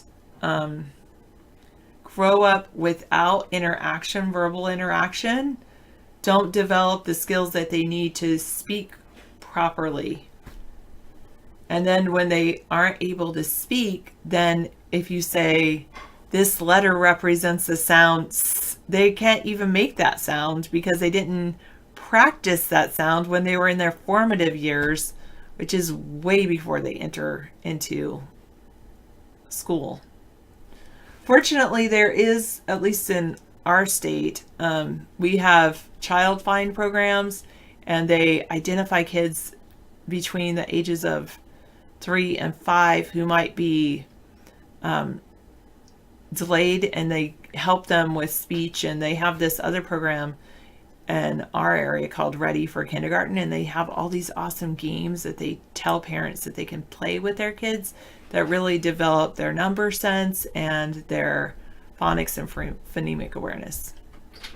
The Sound of Music, is this a movie worth watching? Yes. The Hills Are Alive. Yes, that's a great movie. It's a wonderful movie. I used to watch, I mean, that's one of the few movies that I've watched repeatedly. Is school funding still determined on lack of success and number of kids in the school? School funding is definitely determined on number of kids in the schools, and often school funding is determined on your neighborhood and whether your neighborhood will support property tax levies to fund more programs, like an extra person working with your children. I understand that misanthropy because I didn't like, you know how I feel about Canterbury Tales and Chaucer. Yeah, I can understand losing interest in some parts of education because a teacher wants you to read a book. Let the kids read books and then talk about them and let them choose the books they want to read. And then tell each other about them, and then they could get interested in other books. I'm saying that because actually I need to do more of that myself. Yes, unfortunately, hooked on tablets. I do use devices and electronic devices a lot. Oh, Lord of the Rings. Wait, no. Was it Lord of the Rings? I've read that one, or was it Lord of the Flies? That one is a horrid book. Now you have people read that in 7th grade. Oh, I did read The Hobbit and Lord of the Rings when I was in 7th grade, but I didn't mind those. Thanks, another brother.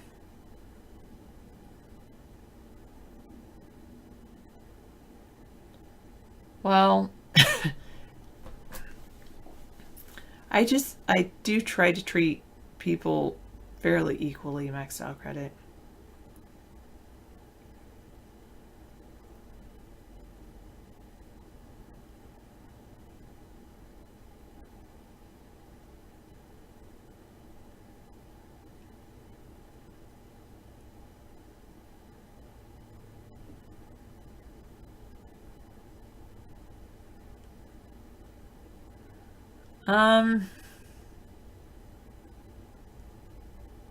Or it can burn you, Ticken. Sure. Wow. I'm sorry. It's good to find the books that you don't want to read, too.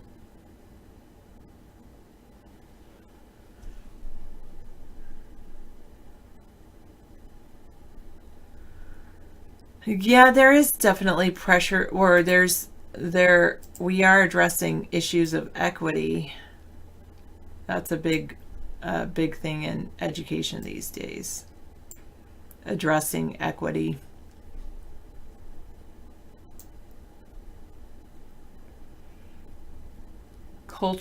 Being culturally responsive, and yes, I would say sensitive to gender and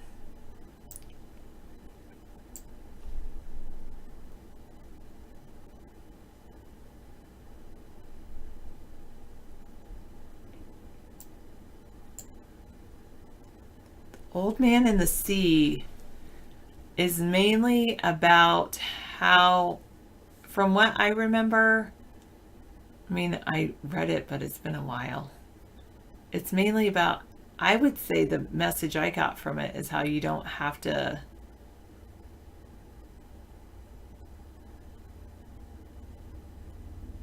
work for a major corporation in order to have a life that you like.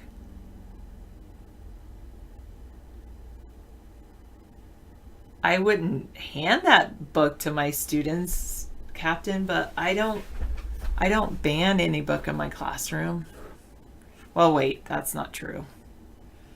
I actually got rid of certain books just because I'm not fond of giggling. I'm not fond of it. I used to be fine with it, but I am not fond of it. It makes me uncomfortable.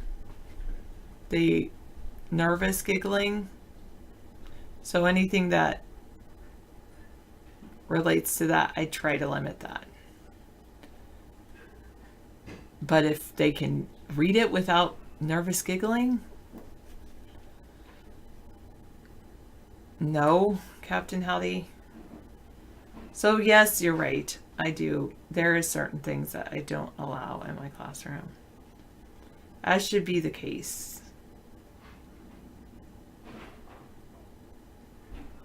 You're competitive, not a team player, just competitive. You should write a book called Common Sense. I think that was already written by Thomas Paine. Well, it wasn't a full book, it was just an article.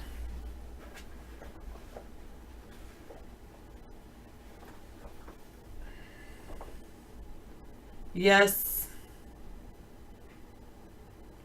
They still do have tetherball.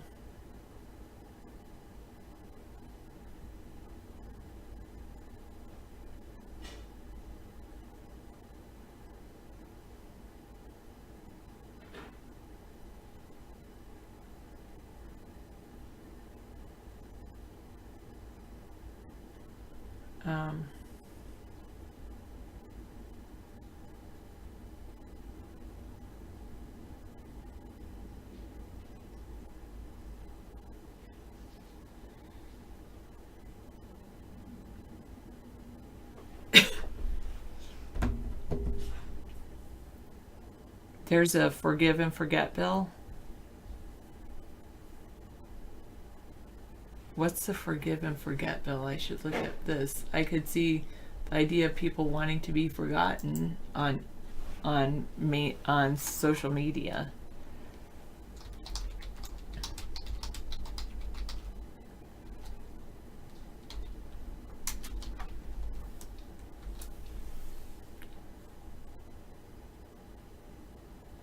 Yes, Foursquare, you have to teach them the rules, and then they always change the rules. Yeah, that whole forgive but never forget, that's pretty interesting. It's like, what are you talking about, Bill?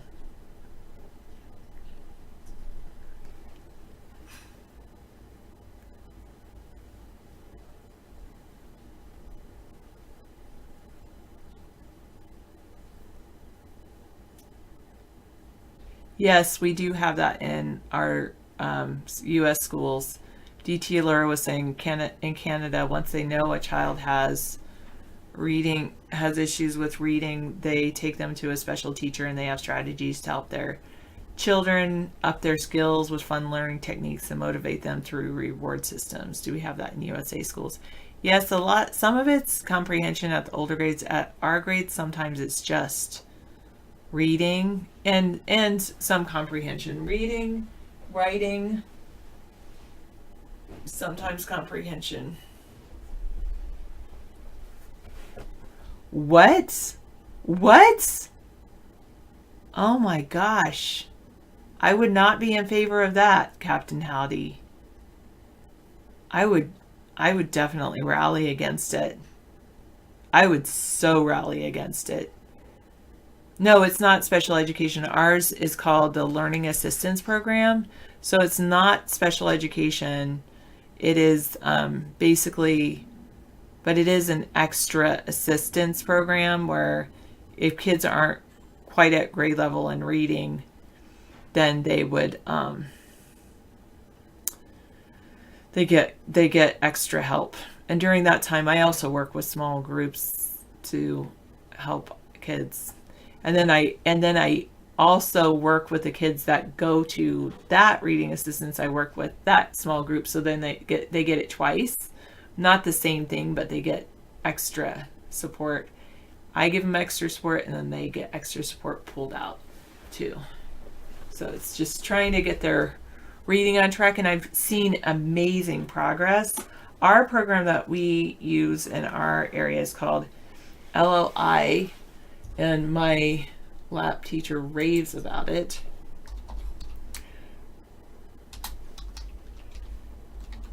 It's research based. It's called Leveled Literacy Intervention, and it's by Fontes and Pinnell, and it's intensive small group supplementary literacy intervention for children who find reading difficult. Oh, thank goodness you're joking with me because I couldn't get it.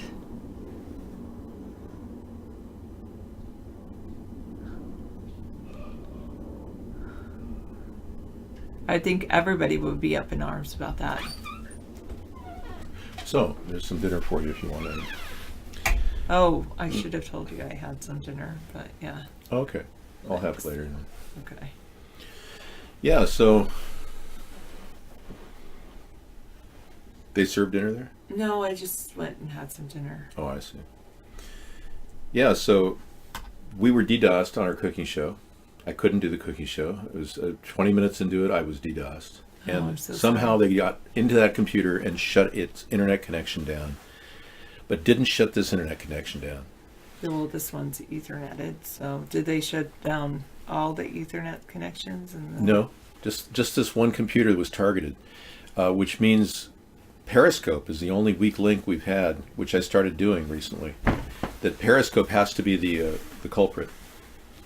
They're targeting the IP of the actual broadcasting computer. That's what they're doing. Yeah, that's the only answer to this question. Okay, so I'll take over, and you can take a long break and enjoy the rest of your... Oh, I left my foot massager in my car. What, the electric one? Yeah. Oh, let me go get it. Yeah, it's You in the want back. my keys? No, I'll get it. I have my keys. Yeah, it's in the back of my car. I brought everything else in. I love David's style too. Okay, sorry. He's so nice to go get that for me because I could.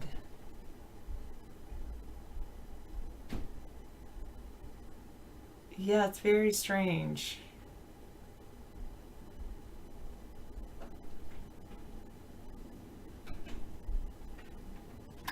Ah, the sun is coming up. I'm on your time now. Have fun. Another brother.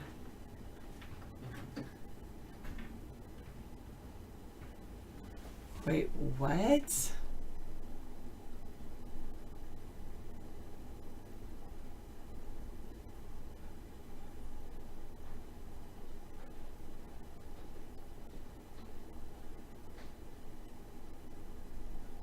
Thank you.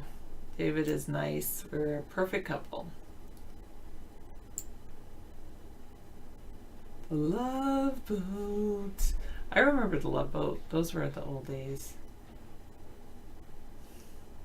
Well, he is getting my foot massager. I bought a foot massager because I'm on my feet all day, and I'm looking at my feet right now, and they are swollen. Well, not super swollen, but they definitely could use a foot massager.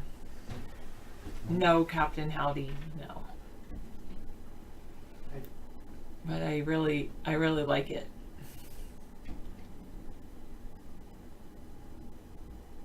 But this week I was, yeah, anyway. That's true. I just read a book about, something like that, Chicken. It's called The Zones of Regulation. It's about self-regulation.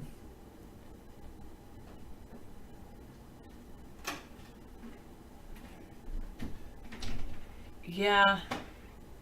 You know, the older I get, the more I realize everybody has their own story and everybody has their own frustrations, and people probably don't care about what my life, my frustrations. Well, I know you obviously do because you come here every night to listen to me, but that's a bit about it. Okay, you're all set, ready to plug it in. You know, in the old days, the 60s, they had a thing called a relaxicizer. And it turned out to be a huge amount of electric energy went through your body to get rid of your fat. Oh, I remember hearing about that. And we had a relaxicizer, and I remember giving it to like Goodwill and got rid of it because it was so dangerous. And I'm pretty sure that if you don't get near your vital organs with the massage units, you're okay. I think having a foot massager is a really good thing. Yeah, well, this one I like because it has this bar I can rub my, even if I leave it off and I lose electricity, that just having that bar really helps my... Smooth out that area of your foot. Yeah, exactly. That's good. Well, did anyone use the unit today? I You asked offered it? one person that I saw, and then it was there for other people that I didn't necessarily see, but I Did some people use it? I know at least one person used it. Okay, cool. And then the person that uses like, oh, I could get used to this, and I was like, yeah, and I left that top part at there, so I can just in my chair. The top part. Yeah, I took the back massager. Oh, you took the back massager too? Yeah. Oh, good. So So I you took have it it to, in your like, a chair. little Okay, cool. station. Yeah, we bought a Walmart deal. We said we can't pass this deal up. $20 for a full back massager with a heat massage unit in it. It was 20. It was $20. It was $19.99 plus tax. It was pretty amazing back then. Well, yeah. I mean, they still sell them for $20. You get something similar, but Yeah. that's the market for those things. But you can go up to $150 for the full back massage. I just don't think getting near your vital organs is a good idea. Too much, David, I don't think that at all. No.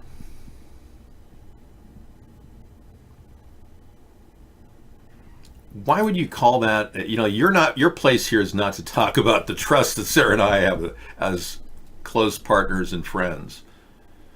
Yeah, that's not your place there, dude.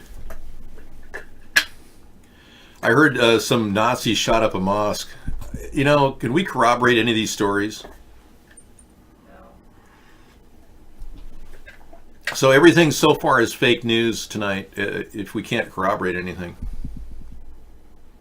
Except for the chemtrails. And the fact that Donald Trump did seek a loan from Deutsche Bank. We talked about this a couple weeks ago. Let's not forget, this guy was desperate for cash when he became president. He had bankrolled his rise to power financially on the backs of Russian oligarchs and other donors. And you got to wonder how many of those Russian oligarchs slipped money into the hands of the NRA. Maria Butina is still being investigated, and I seriously think there's going to be something pop up over there. This is an endless amount of stuff happening right now. Nebraska's getting hit. Let's take a look. This is weather. It's 35 degrees, cloudy. Hundreds evacuated. Historic flooding in Nebraska, folks. Let's get a prayer out for those people. If you do pray. Of course, if you're an atheist, who would you pray to? We wanted to bring you some updates on the flooding across the Midwest. It's still such a huge issue, and we've got so many spots across Nebraska, Iowa, and South Dakota experiencing major river flooding. There's going to be more places to follow, but these are some of the hardest hit. In Plattsmouth, Nebraska, residents were told to restrict water use because the water treatment plant was shut down after it was inundated by floodwaters from the Missouri River. On Thursday, thousands of people in Norfolk, Nebraska were ordered to evacuate after the city's levee system near its top. And so if that levee is breached, the concern is the water will be trapped in the town. Wow. One person was reported missing. That's terrible. Car swept away. Holy and again, these are just some jaw-dropping sights. Wow. Officials Oh my gosh. reported a bridge in far north Nebraska near the South Dakota border that was destroyed by the rising river, and the flooding has just forced road closures across so much of the state. So we want to showcase this to you as an example of how quickly you can see an evacuation route get compromised. Yeah. And in some cases, there are no safe evacuation routes. Yeah. None. And in some cases, water rescues may or may not be possible. Wow. So Iowa was another state that we wanted to talk to you about because floodwaters are still threatening so many different places. And you gotta remember, these crews are out in spots, sandbagging and pumping and trying to keep things from getting too much worse as much as they can, because other states are going to be hit by this. Wow, river gauges and flood. Yeah, just horrendous. And you didn't hear the volume. I kept it down for you, so you didn't have to get tragically. You just heard a woman talking in the background. I was just pondering the possibility that this climate change issue is real, and we should learn to accept that there's a definite cause. But in order to apply the scientific method to this and search out what the cause is, we have to take into account all the variables. And if the activities of chemtrailing have caused this to happen throughout the country, We're not dealing with some transition or ice age or anything like that. We're dealing with an artificially created, man-made weather warfare event against our nation and other nations by the one people that don't want nations, the people that rule the financial world. That's the only solution to this problem. The only deduction here is that these people have so much money and they just don't need people anymore. They want to get rid of us.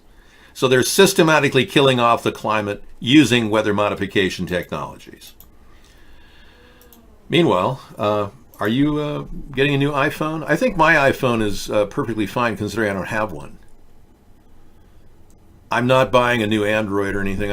I get the prepaid Androids that they give you like a phone worth $100 for $19.99, and then I just keep buying minutes on it. So I only use it if I need it. Yeah. Why spend the money? You know, I mean, remember in the old days when technology communication cost was $25 a month? No, you don't remember that, do you? Well, China is working on a weather modification plan to get some of that water, yeah.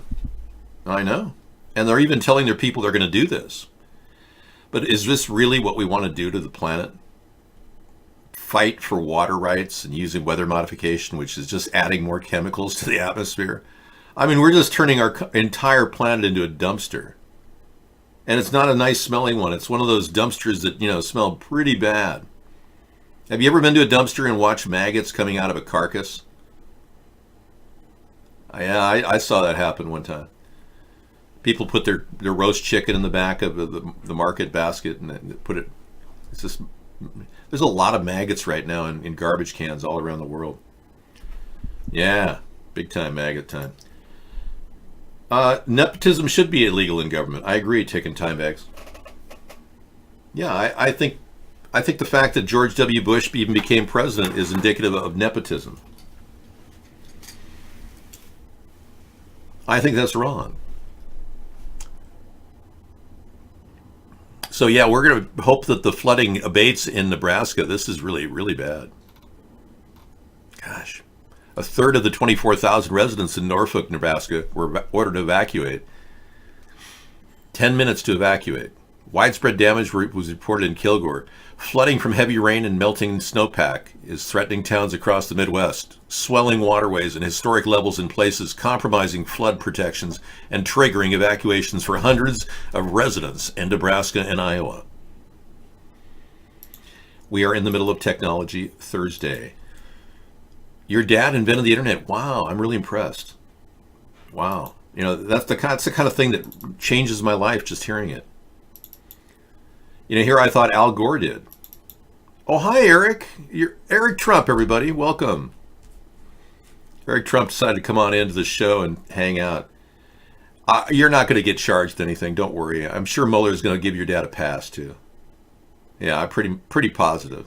I'm 80% sure that Mueller is going to give him a pass. And by the way, the entire House just ordered Mueller to just deliver any information he has. They're so frustrated. It's been so long. And Mueller has dragged his heels on every single count. It's like watching something happen endlessly and expecting different results. Trump is invincible. Dave, I cannot live wealthy. No, well, you need to learn to be humble like I am. You know, Eric, you and I could go on a non-hunting trip where we just look at the deer and say, wow, so they're so beautiful. I love how they look, you know. I have deer walking in my backyard 10 feet from me every day. I have so many deer and bald eagles, and it breaks my heart to imagine anyone killing innocent creatures like you've been doing. But I understand the whole art and the act of hunting is essentially a manly sport. And frankly, I'm not going to blame you. That's not my place to judge. I eat chicken, so I mean, that poor animal must have been slaughtered. And here I ate it, you know? And yeah, there, Eric says nothing like blowing the head off an innocent animal. There you have it. There's got to be some appeal for you, Eric. Eric and Donald Jr. have been on hunting trips for years, and I think, that's a family tradition. I'm not here to judge you for that. No. I didn't judge Sarah Palin for shooting innocent wolves from a helicopter either. I can't go hunting with you. I would go respecting nature. And I would never get caught out in the middle of an open area with you and your dad and a gun. I mean, let's be honest here. Yeah, our country needs a third-party candidate more than ever before, and I can't take that risk to have a Dick Cheney moment where did you remember Dick Cheney blew the neck off of one of his friends? Here they are with the head of one of the animals that they killed. Did you ever eat the leopard? Hand me that phone. Sure, sorry. Sorry. Yeah, Eric, we've got Eric Trump in the room here. Hey, Eric. I know. You seem like a pretty nice guy. Eric, did you ever eat the leopard? Did you now? Was it a good tasting leopard? And it could have been eaten completely within a few seconds by an entire family of like 100-person village would have eaten this leopard. Now, I've never eaten a leopard, so I don't know what it's about, but yeah, it was gamey. Yeah, he did eat it, folks. Hey, thanks, Eric, for communicating with us in iBlock. We had Nancy Pelosi in Vaughn last night. You guys might want to make this your hangout to kind of talk about the wall. I could be a third-party arbiter here, and you could have Nancy and Vaughn and you and your dad over in iBlock. It would work, We got to work some bypasses here to this bridge over troubled waters. I will lay me down. I know it's being built. It's just a little slow. I would have had that 1,000-mile wall built by now. Yeah, you guys have been you're doing an okay job. I'm not going to, go after you for...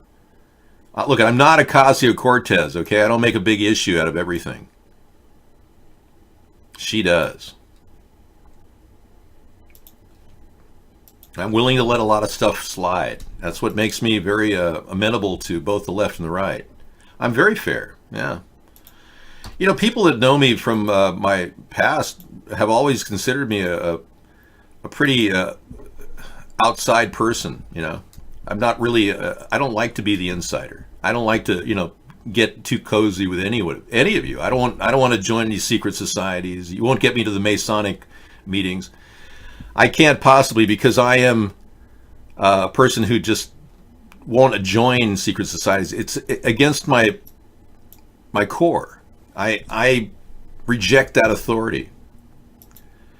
But it's not something that would prevent me from actually, being your president, because that may involve doing the right thing. And solving the problems in the country has always been my priority. That's why I am the one.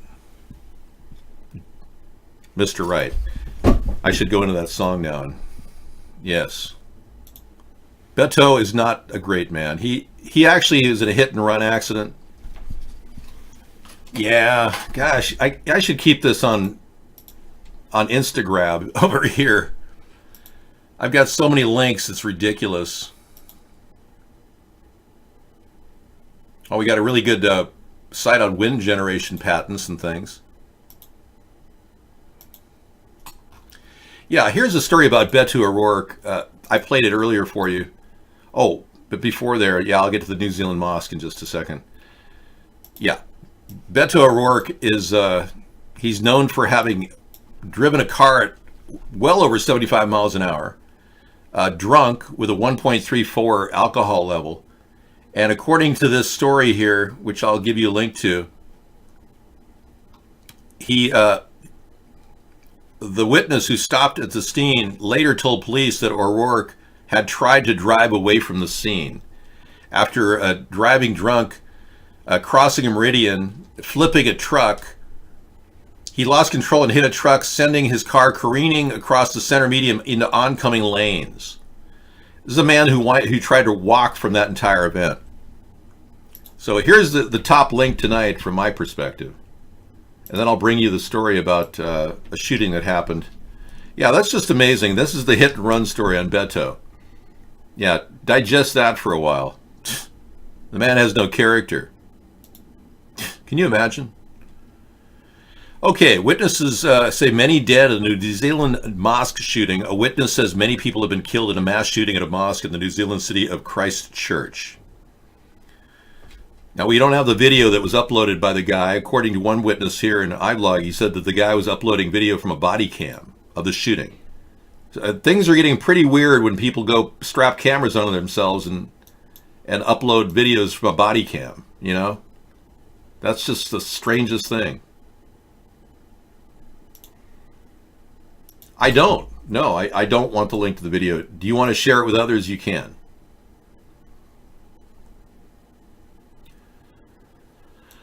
Oh, Secret Service showed up just hours after an anti-Trump post went on Facebook.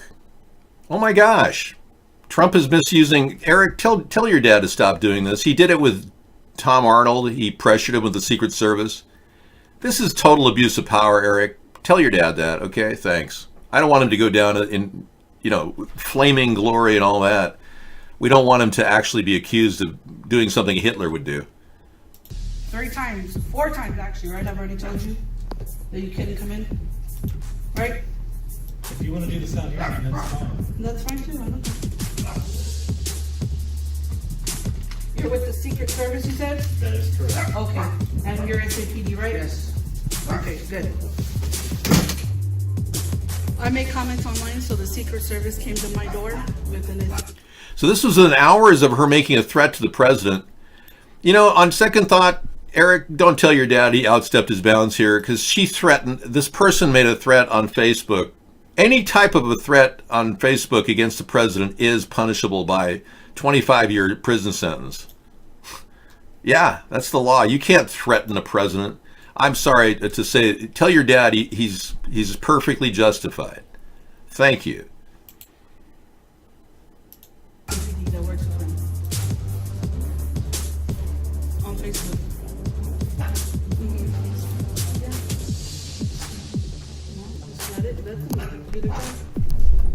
Is this mandatory? Do I need to speak to you? Am I under arrest? Are you charging me with anything? Anything?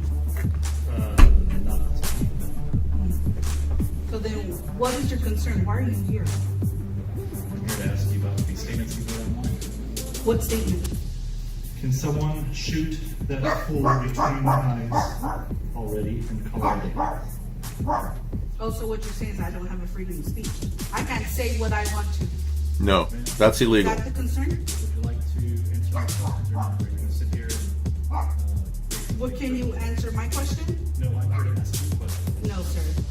Yes. It goes both ways. No. So if you, and goodbye. No. Did I commit a crime by expressing what I said? Okay, so am I under arrest? Is it mandatory that I need to speak to you, is what I asked you? I would like you to speak with me. No, that's not what I asked you. Just answer the question. It goes easier. You know that. You have the right to decline my interview if you wish. Oh, I do. Yes, you do. Okay. So I can get legal representation, and then you can ask all the questions you want in front of my attorney. Okay, if you want legal representation, that's your right. Okay, so just give me a card with your information and we can contact you. Well, you can call my office and I can give you the card. Not everybody agrees with their commander-in-chief or man.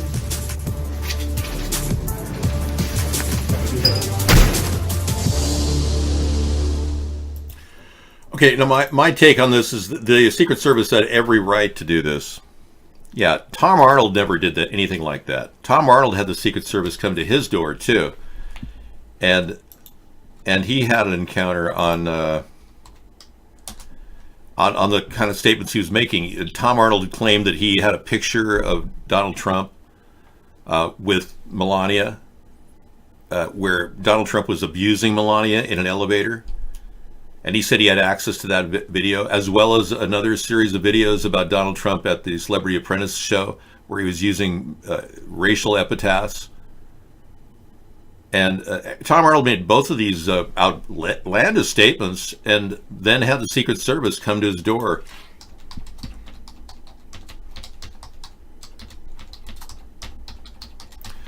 So, you know, here is a clip of that too. But I also see how they take something and they blow it up like he is literally threatening to. And I find that absurd, but I can see how.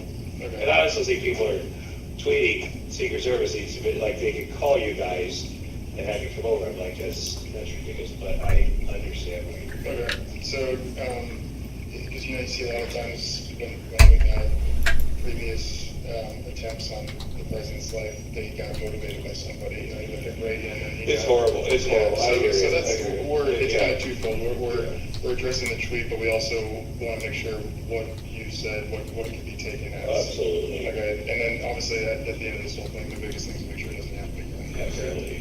So those specific types of threats are just our scope.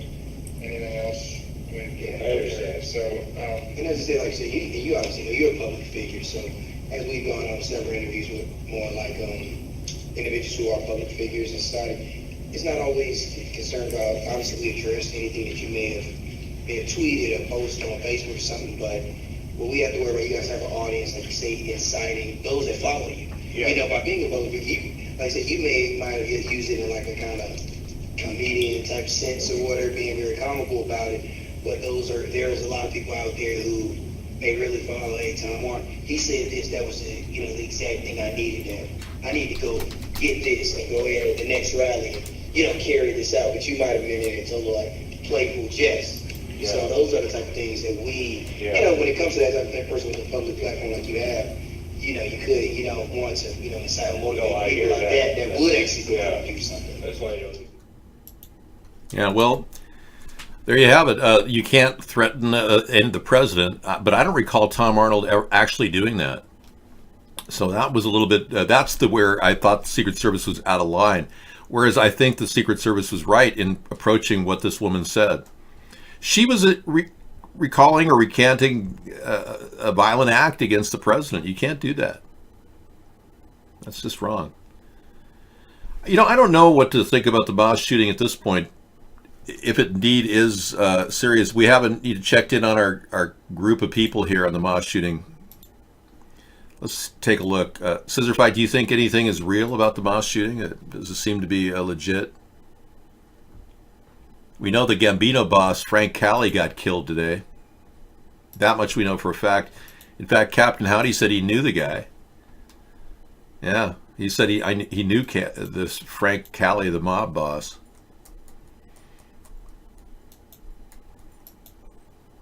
He don't look a day over 35 years old, and he's 54. Yeah, he looked pretty good. He was 54. You're admitting to doing it? That's not something you want to do. Alert. And now Fox News alert for you. Breaking overnight, a New York City mob boss gunned down outside his home. Gambino family leader Frankie Cali shot several times in Staten Island. The gunman sped away in a blue pickup truck and is on the run at this hour. Unclear if it was a mafia hit or a rogue gunman. Cali is the highest-ranking mobster killed in New York since 1985. That's when John Gotti ordered the murder of Gambino boss Paul Castellano. Look like we could possibly have a little, gang turf war going on here, folks. This is not good. Many people, are wondering, is this going to affect garbage pickup in New York? These are big questions. A lot of people want answers. I got solutions, but you don't want to like these solutions. I'm talking about, you got to make sure you don't get hit, Okay, we got proof that he beat her. Oh, no. Really? Okay. Here we go. Here we go again.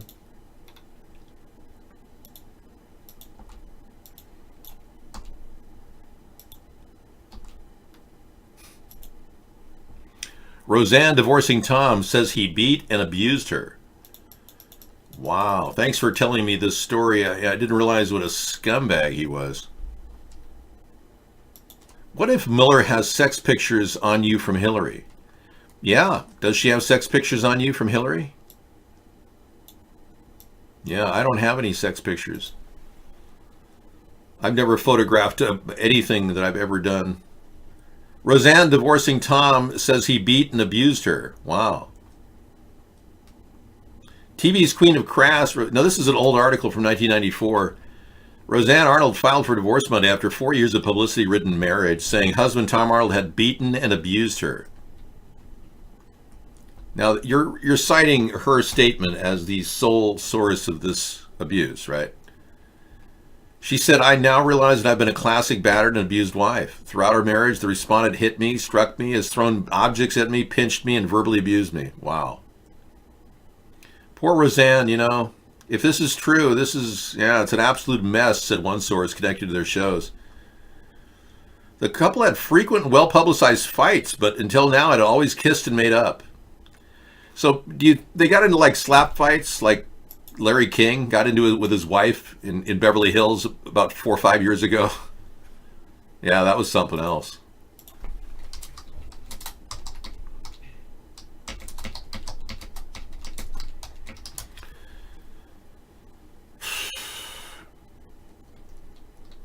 Yeah. Anyway, I don't want to spread rumors that, have obviously been put to rest by the Illuminati. Johnson & Johnson hit with a $29 million verdict over its talcum products. Go figure. There you have it. They didn't tell women that the talcum powder was made with asbestos. Asbestos isn't the bestos. It can cause asbestosis.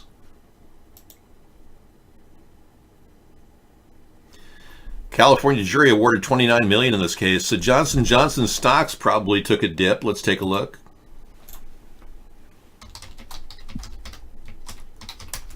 We're learning together on the internet.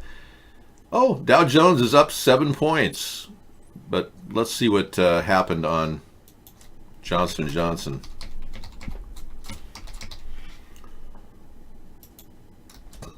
Yeah, it took a minor tumble, minus $1.42 on a $138 stock, but the trajectory is downward.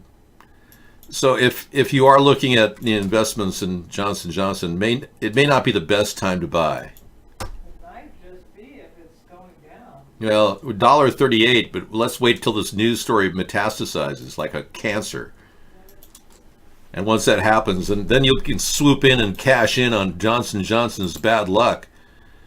Yeah, they didn't do the right thing, actually. It was really wrong of them not to tell people that asbestos was in it and warn them of the breathing hazard. Of course, you could sue Giuliani, too, for not alerting people to the dangers of the World Trade Center attack and the air masks that they use. He didn't tell any one of those people to use air masks. Can you believe that? A simple air mask like this P95, 3M makes it, or the N95 air mask. A simple air mask like that would have saved the respiratory systems of 50,000 people. But Giuliani didn't have the brains or wherewithal as mayor of New York City to tell people to wear these things. See what I mean about the incompetence, the worst possible people running our country? There's a word for that. It's called a kakistocracy. The worst possible people making decisions. It's unbelievable. I mean, he sent men in there, 50,000 responders with no air protection. That's just inexcusable. That's downright evil. No, it's Giuliani's fault, not Home Depot. I'm not a person who would invest in 5G because I don't support it. And I don't invest in anything because I don't believe in investments. Many of you think that this is all a big game, that the world is just a big betting challenge and he who dies with the most money wins. No, that's not how it works. We all lose because we're killing off our planet. We're all going to die because of it. And your little race to get money off the 5G network is kind of reminding me of Tom Wheeler, that zealot that I showed you. You actually want to make money on the destruction of mankind. Wow. I guess you're a Republican, because that's what they do. That's what they do. Hey, this is a really serious story. I brushed on it earlier, but George Conway, the husband of Kellyanne Conway, has come out of everywhere and is talking openly about his relationship, actually about Donald Trump. He says Conway pulled no punches with his Twitter commentary on Michael Cohen's testimony on the Michael Cohen hearing before the House Oversight Committee on Wednesday. The conservative attorney is married to the top White House advisor. The testimony of President Trump's fixer and personal lawyer, that's right, live tweeted it. Conway attacked Trump, accusing him of malignant narcissism. Wow.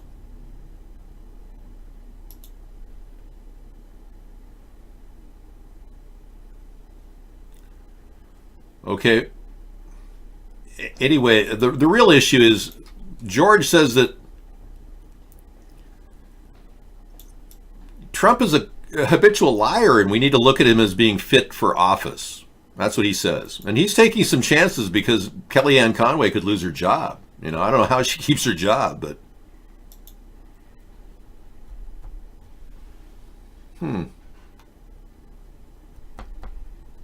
Okay, we've got some anomalies happening on the internet. I want to make people aware of something that seems to be odd and disturbing. The mosque shooting that people are alleging people died, I haven't processed the information. The footage that we have may or may not be real. But this anomaly is popping up all over the place. Today is March 14th, and these stories are March 8th, March 2nd, March 7th, March 11th. They were pre-posted weeks ago. Now here's a March 13th, New Zealand shooting. That could be today with a different time zone. These are all March 12th even. Look at that. That's just not possible. March 12th, March 9th. All these postings have incorrect date stamps. That is really weird. Thank you for that. Wow. Very strange indeed. That is bizarre. And the same anomaly occurred a couple times recently.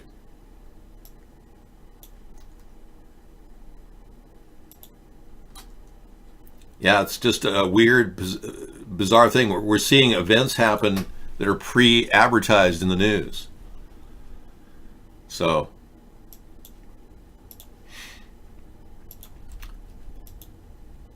why are you giving us pictures of Frank? Drinking too much? Really? This the drinking man's blues, huh? I just don't relate. Sorry.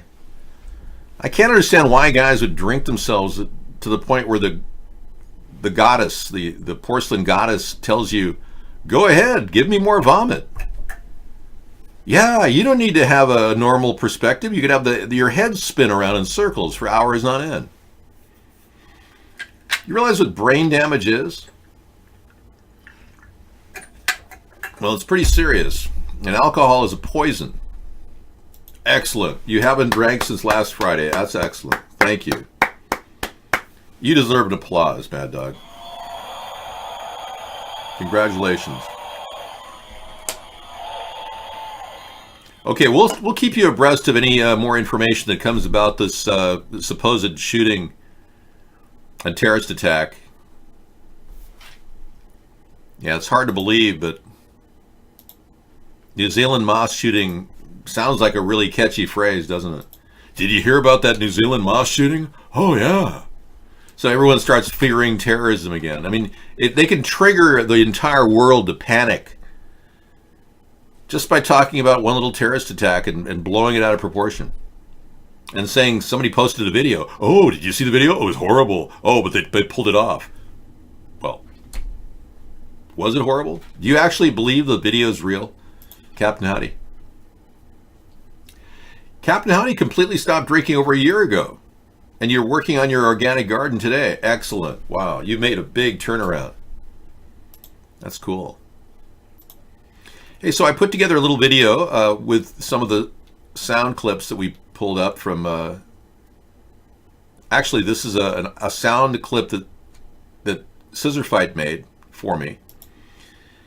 And I just pieced it together, and I'm adding it to the show just to see what you think. I'm just working on new things, and I'm going to be throwing new ideas together and making more video montages.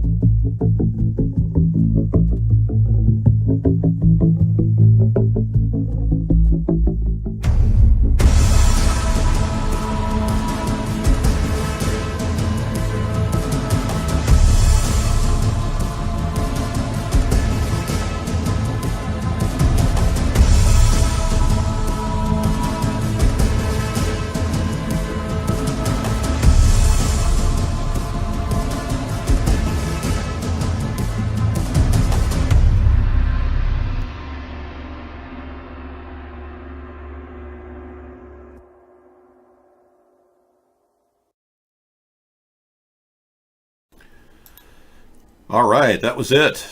That was the an audio clip that Scissorfight made for us about 2 years ago, and I finally put some stuff to it. So it took me a while.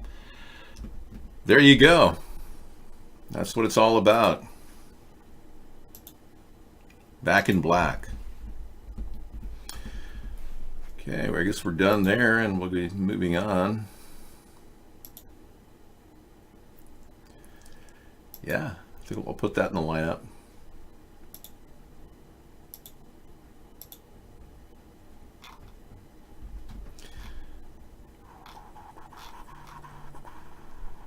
Yeah, see, this story about the church, Christ Church shooting was March 14th. It's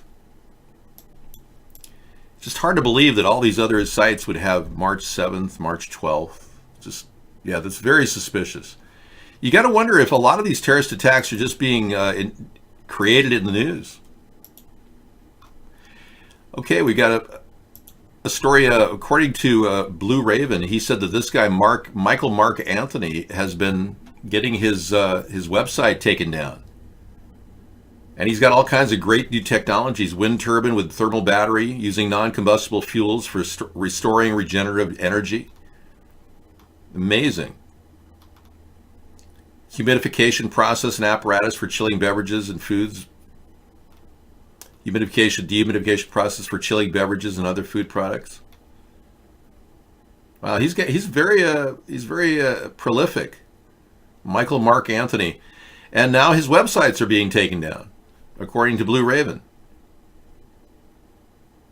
Method of preparing hair treatment formulation comprising nanoparticles in solution, and method of hair treatment utilizing treatment formulation comprising nanoparticles in solution. Now there's a theory that that there is a way of permanently dyeing your hair that never disappears from the showers, and that it's been suppressed by certain other technologies that make money on hair dyes. Oh, wow. Brian Dernbach's survey. We got a story local that came up.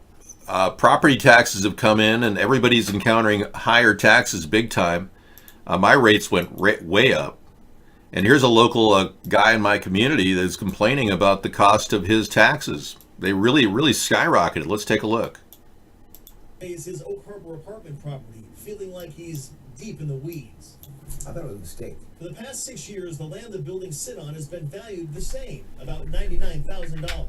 Then you can see it made a whopping jump to $940,000. Unbelievable. This year, his property was suddenly appraised at more than $940,000. His tax bill more than doubling to over $14,000. I was paying my tax bill every year, and I got an assessment. They assessed my property at a certain value. I figured they were doing their job properly. The easiest answer is human error. Island County's Chief Deputy Assessor Jason Joyner says the software system artificially froze Dernbach's values for all those years as the market rose. That, combined with the fact that in Island County, a physical land assessment is only done once every 6 years, led to the mistake. Our office isn't perfect, our appraisers aren't perfect, and things do occasionally escape the notice of our appraisers. At the end of the day, though, Joyner says the property owner actually ended up saving an estimated $68,000 in taxes over that time because his rate was too low. He got a terrific bargain. Everything's going well, though? Regardless, the unexpected tax bill means Dernbach will likely have to raise his rents. He says no one's coming out on top here. We're trying to provide affordable housing, and still be able to make a living. Yeah. It's this makes it tough. In Oak Harbor, Eric Wilkinson, King 5 News. Okay, yeah, I think I know where that place is. The price gouge is going on in local government is happening all over the country, especially in areas led by Democratic governments, like the one we have. But even the Republicans are all about tax increases. They don't care. And in our area, they hit the entire community with levy after levy. Sarah was talking about levies and education bond issues.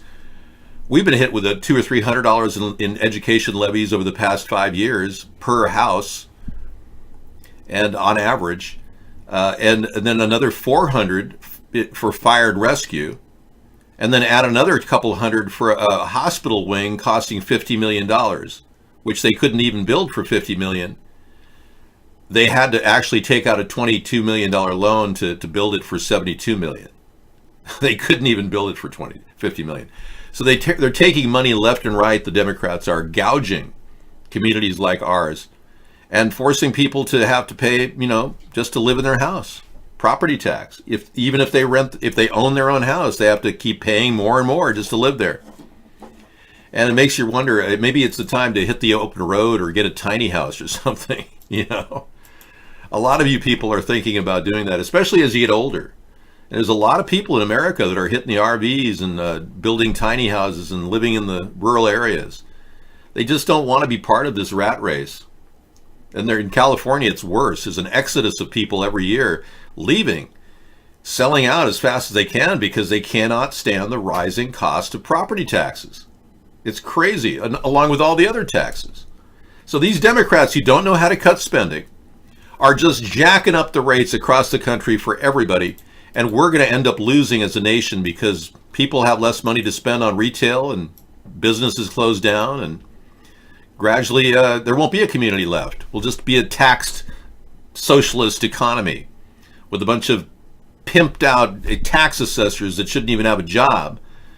And frankly, if you look at the technology, Realtor.com has a tool where you can assess the value of your house in about 3 or 4 minutes. Actually, it works even faster if you know all the values. Pipe it in there and you know exactly what your house is worth. Yet we have assessors' offices all across the country, in every community, every county, that charges the local taxpayer $2-3 million a piece to pay for their salaries to go around looking at everybody's house.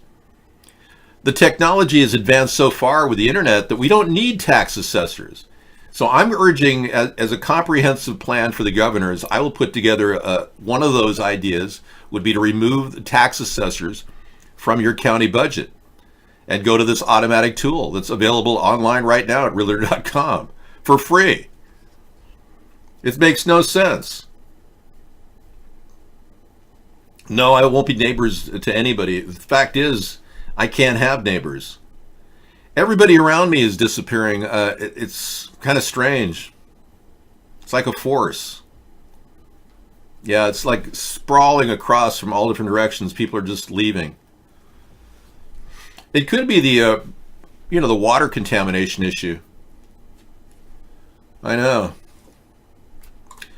Well, there was one guy who came in our show and dissed us really bad. He lived a couple houses down from me. No, he just disappeared. He can't sell his house. We don't know what happened.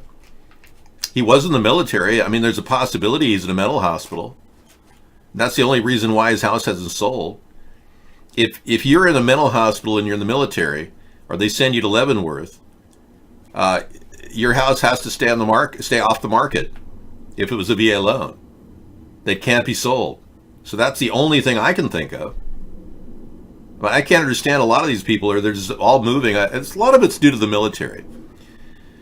So there's a lot of rentals going up and things happening like that.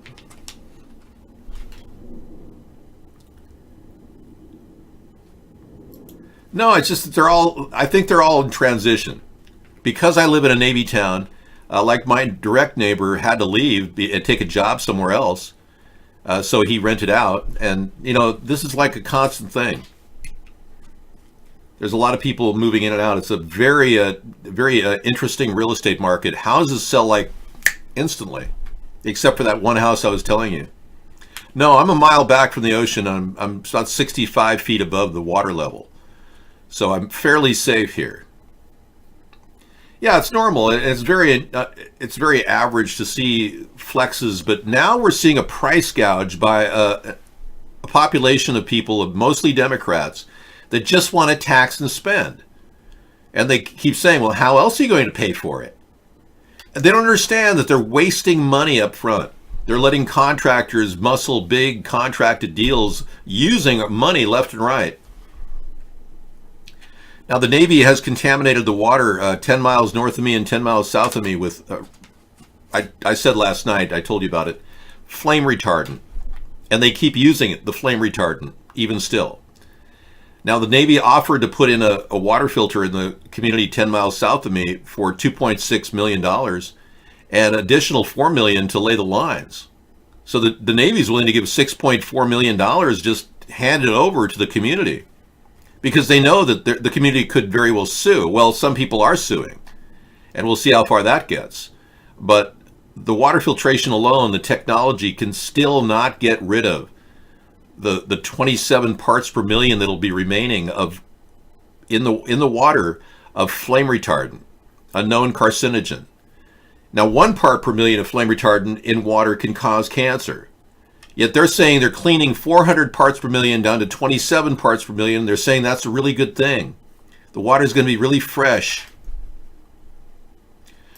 Beto has a serious problem. I'm definitely alerting everybody to this situation. Here is, Johnny, here is the link to the story about his hit and run. Yeah, this man tried to run away from the scene of an accident where he was drunk. It's unbelievable. That Beto O'Rourke he married a woman whose family has $12 billion. I mean, the guy is a complete scumbag on all levels with no serious integrity whatsoever. We cannot possibly fall into the hands of somebody like that. We've already got that right now. Yeah, we're being DDoSed hard.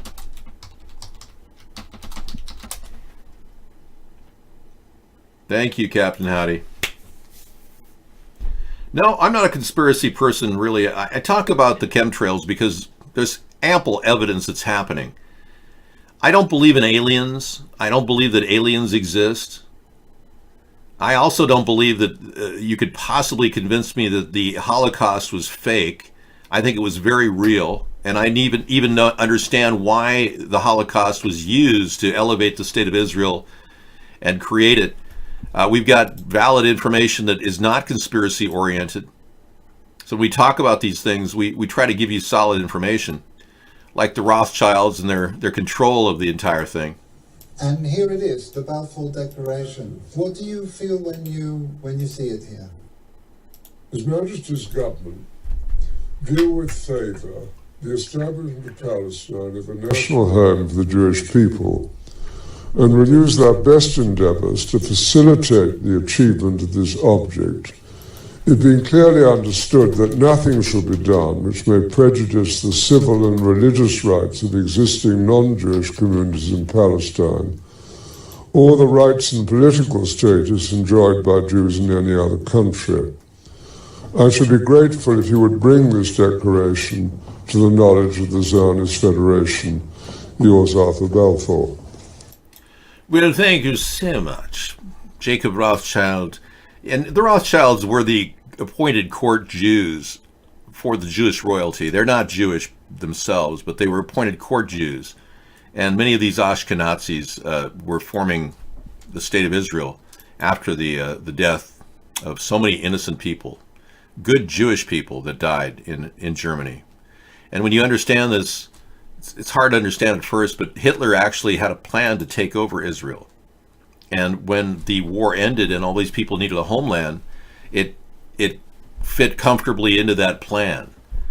And that's one of the reasons why Hitler segregated all those people from the ghettos and had Kristallnacht, where he pulled them all out and sent them to the camps. Killing the Jews was part of a plan that was put in place not by Hitler per se. He had to do something with them, but what happened to Jewish people is best described by a person by the name of Netanyahu, the current leader of Israel. And we have an inside track on that and see how this happened. Here is Netanyahu explaining why Hitler did what he did. Pretty sad, and it's a tragic story. So if you believe in hoax theories, you're out to lunch. Here's Netanyahu. And this attack and other attacks on the Jewish community in 1920, 1921, 1929 were instigated by a call of the Mufti of Jerusalem, Haj Amin al-Husseini, who was later sought for war crimes in the Nuremberg trials because he had a central role in fomenting the final solution. He flew to Berlin. Hitler didn't want to exterminate the Jews at the time. He wanted to expel the Jews. And Haj Amin al-Husseini went to Hitler and said, if you expel them, they'll all come here. So what should I do with them? He asked. He said, burn them. And he was sought in during the Nuremberg trials for prosecution. He escaped it. Later died in cancer after the war, died of cancer in Cairo. But this is what Haj Amin al-Husseini said. He said, the Jews seek to destroy the Temple Mount. My grandfather in 1920 seeks to destroy the Al-Aqsa Mosque. So this lie is about 100 years old. No, Hitler was a terrible despot, and he should have been punished at the Nuremberg trials. Somehow he escaped from Austria and went to Argentina. And the FBI has on record over 200 pages of people witnessing Adolf Hitler, and they never bothered to look him up. So there's something in our government that's been corrupted by the Nazis that would allow this to get by us all these years. But if you go down the road of thinking that the Holocaust didn't happen, it's an atrocious misassessment of what happened. There's a legitimate reason for Israel to exist. It just so happened to be a plan Hitler had, too. Yeah, it's kind of a sad irony that somebody so horrible would lead to a nation like Israel. But Hitler had a big plan. He wanted to actually acquire Jerusalem. And his primary goal was the Ark of the Covenant. He believed the Ark of the Covenant would give him supernatural powers. Jim Bob says, Dave, how will you pay for your programs without increased taxes? One of the plans that we have in mind, as you probably know, we are already expanding the debt all the time. We're spending over $1 trillion a year over budget. It's not voodoo economics. I call it hybrid capitalism, where we divert funds from programs that are wasteful to programs that are fruitful. And now this type of monitoring and assessment and regulation has never happened within our government. Our government's never even cut back on costs. Recently, we just had a link here from Captain Howdy. Our government is self-replicating into a nightmare budget scenario. Case in point, the Defense Department spent millions on crab lobster just to use up its 2018 funds. It's an amazing story where they just keep spending until the end of the month, the fiscal month, and then justifies spending more for next year. Donald Trump and his wife Melania visited tornado-ravaged Alabama on Friday. The first couple surveyed the All right, so this is a replicating problem in government that has to be adjusted and regulated. So nobody's ever done that. Nobody's ever tried to break the cycle of abuse that's going on in our country. Bureaucracy is continuing every single year and getting bigger and bigger. Ronald Reagan said the problem with government is government. Well, yeah, it keeps getting bigger. So we have to learn to cut back on our expenditures. So I come up with a plan, and I've given it a name. Yeah.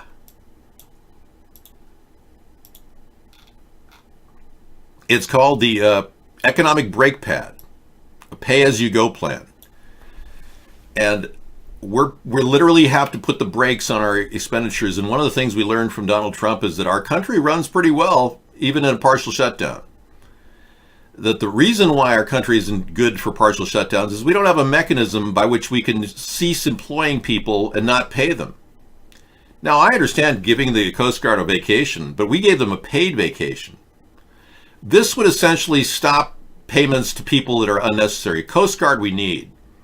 So my plan here would be to get the Coast Guard and the National Guard merged into one agency, all under one roof. And then have the Coast Guard and National Guard used at our airports in plain clothes to do the work of the TSA. That way, the only people that lose are the people that get fired, like the TSA. We're already paying Coast Guard and we'll be paying National Guard, but if we merge them, we'll pay them during a partial shutdown. So our government can run effectively while we shut down on extraneous expenses and tell every other contracted worker, you're furloughed, but you're not going to get any money during the furlough. You're ostensibly getting a vacation, but we're not paying you for it. Good night, DT Laura. Thank you. Sleep well. Now, since Trump stole most of my ideas and then bastardized the ones that he did steal, he has a lot of answering to do because I've got video proof of everything I've done, and even backup libraries stored on redundant servers. So I can prove everything I say has preceded Trump by 4 to 5 years in most cases. Now, this idea of an economic brake pad is not taking Donald Trump's idea. It's taking Donald Trump's mistake and making something good out of it. Stopping the government over a fence is ridiculous, which is what he's done and what he's queued up to do again in the next round of the budget. This is absurd.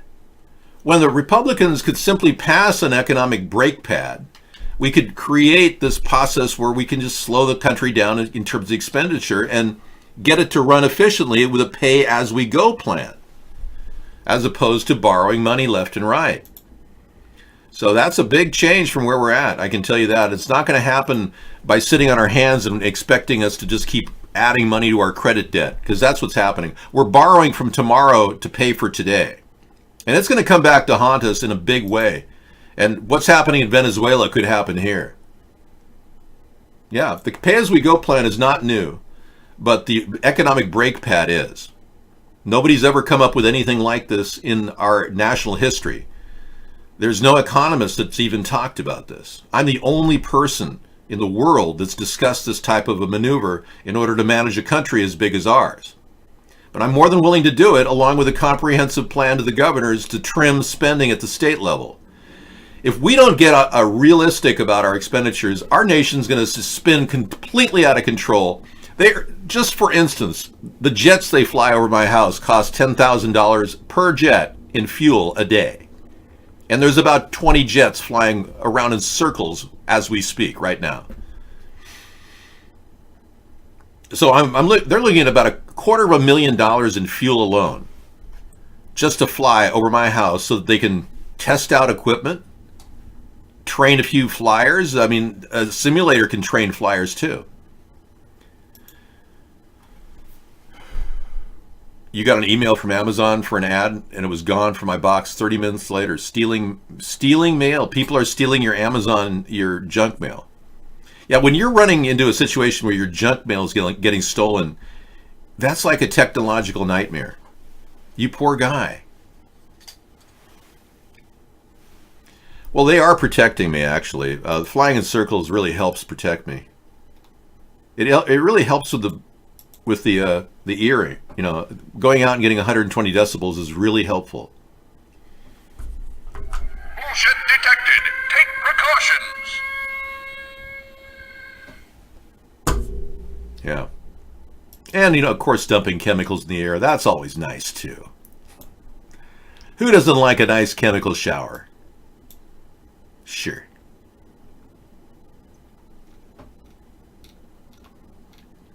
So we are going to talk about technology, I guess, tonight. I don't think there's any technology worth talking about, though. So if you have encountered some pretty cool technology, I'd love to hear about it. Yeah, breathe deep, the gathering gloom.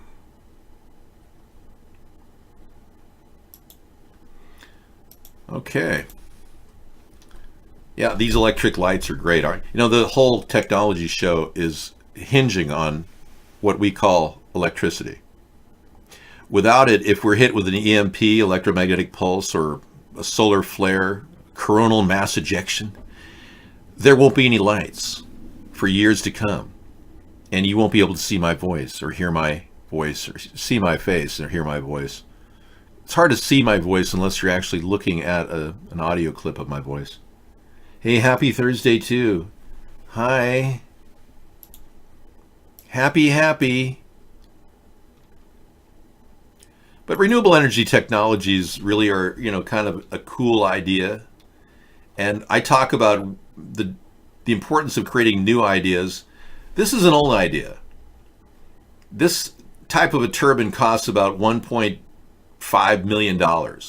And it's very expensive to operate, and you've got to keep lubricating the joints. And whereas I have a new idea of a windmill like this, which could veritably be on every electric pole in the entire country. Now, this is an original idea using a concept that was created for open creative use by Savonius. The windmill itself is a Savonius windmill, and there is no patent on it. There's no way they can patent it. He created it, and it's completely royalty-free. Exposing Dead Mall's studio, chat room celebrity. Welcome to the Mouse House. Joel Zimmerman, aka Deadmau5, invited us out here to hang for the day and give you guys a peek at the tech setup of one of the world's most iconic electronic music artists. Whoa, that's going to be fun. Cool, thanks for the link, chat room celebrity. You're always great with these links for technology. Thank you. Well, let's be clear. Michelle is definitely a transgender. Well, I see you've got a really good conversation going on iBlog. What do you want on your pizza? What would be your favorite topping? Jeez, man. There's nobody that provides any GMO-free pizza that's all genetically modified. There's not one non-GMO pizza on the market. I've checked. I have to make my own. Here we go. New Zealand respond to active shooter at mosque. Casualties reported. Okay, this is a standard picture we see on every single one of these. Yep, that's a canned picture that they use. That's a canned picture of a guy on a park bench. Doesn't look like any real deaths there. No photos, just that one guy on the park bench. A couple people being carried away. Same photo. Okay, that's all we got. And we have confirmation that we just noticed that there was some. a strange anomaly. A lot of photographs are showing up.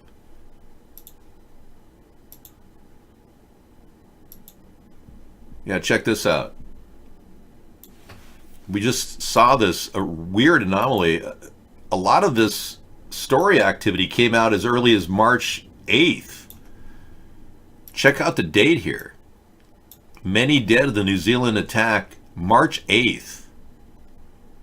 That's not the only one either. There's March 6th below it. March 11th, all predating the event. And you go down here, March 12th, and another one at the bottom, March 6th. Very weird. Well, let's be clear. Yeah, so we were cooking up politics tonight on Periscope, but I haven't been in the room. But I'll check it out.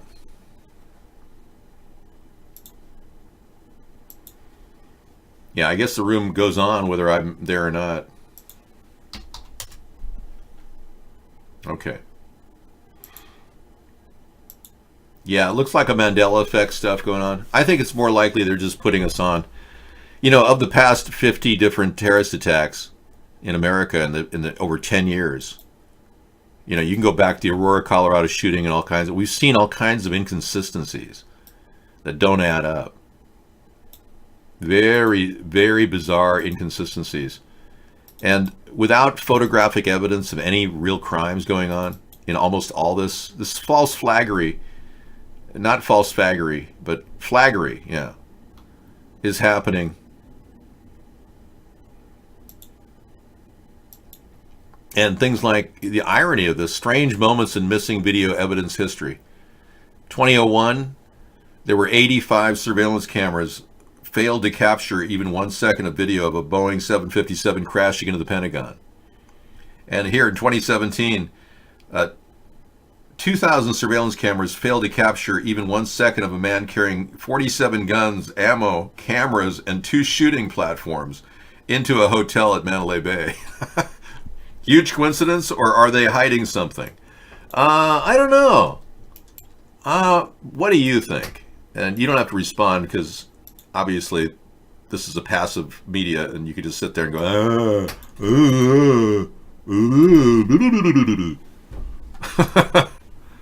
You don't have to respond to anybody. Everything is fine. It's a great deal. What are you talking about? But yeah, we've been led to believe all kinds of things that just aren't true. I mean, led to do this. I'm not a conspiracy theorist. I'm a bullshit analyzer. Thank you. Because there's a lack of evidence. Whenever you look into these cases, there's a lack of evidence. And the most striking piece of lack of evidence is, how come there's not one single photograph of anybody who's been killed in their open casket? And I've talked about this before, but I have to keep reminding you that, yeah, there's no open casket photographs of any of these players. Let's go to the Charleston. There's one, the Charleston shooting. Yes.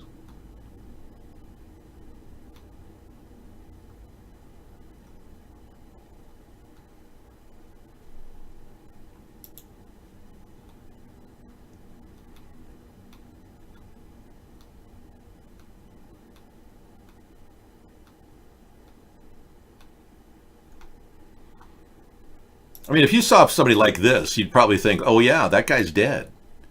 Actually, no, he's not. He's alive. Yeah. Well, he was alive. This is the last known picture of a man who lived to be 250 years old. And it doesn't even talk about any of the extra work he had done on his facial features. I'm telling you, I feel a lot better now that I became David Sponheim. Sorry. Yeah, I'm trying to get that link. It's just taking forever. Yeah, part of the problem is there's just too much in my library that Doesn't add up. The only picture of a known open casket in 50 separate terrorist attacks over 10 years. The pastor of the church at Charleston. Yeah, in 2015. That's it. And the problem is his open casket showed a picture of a guy whose ears were 1 inch lower and head was slightly deformed. There's something wrong when your ears are 1 inch lower, so it's clearly a wax dummy. Confirmed. I have more photographs, but what's interesting about this story is that when you go looking for this story, it has been scrubbed off the internet. There's not a single reference to this picture except a thumbnail. Believe it or not, this is the only picture of a body, an open casket body, in 10 years of 50 separate terrorist attacks, and you can only find a thumbnail of it online. The real photograph and website's been struck down. I rest my case. So I haven't done my theme song tonight, but I'll do it anyway because I have the time.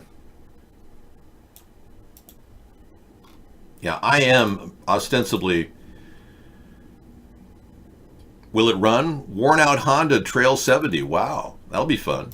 Hey guys, how's it going? Welcome back. This is going to be the third video, I think. That's technology from the past. We'll be looking at a guy fixing up an old Honda motorcycle. That'll be cool. Working on technology. So I am a person who used to be a leftist in some ways. I was a Democrat for 30 years, but I really recognize the importance of gun rights, the right to bear arms. Now I'm more alert to it and more aware of the importance, and I will not ever discuss gun control. I promise you that. And I'm also a person who's also still concerned about the environment and homelessness, and the Democrats aren't doing enough. That's why I call myself Mr. Right.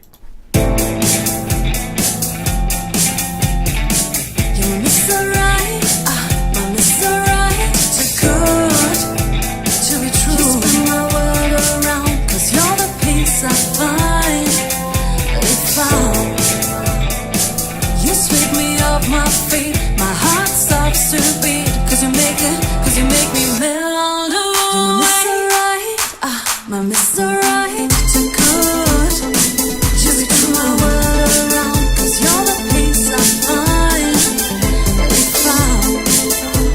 If you sweep me off my feet, my heart stops to beat. Cause you make me melt away.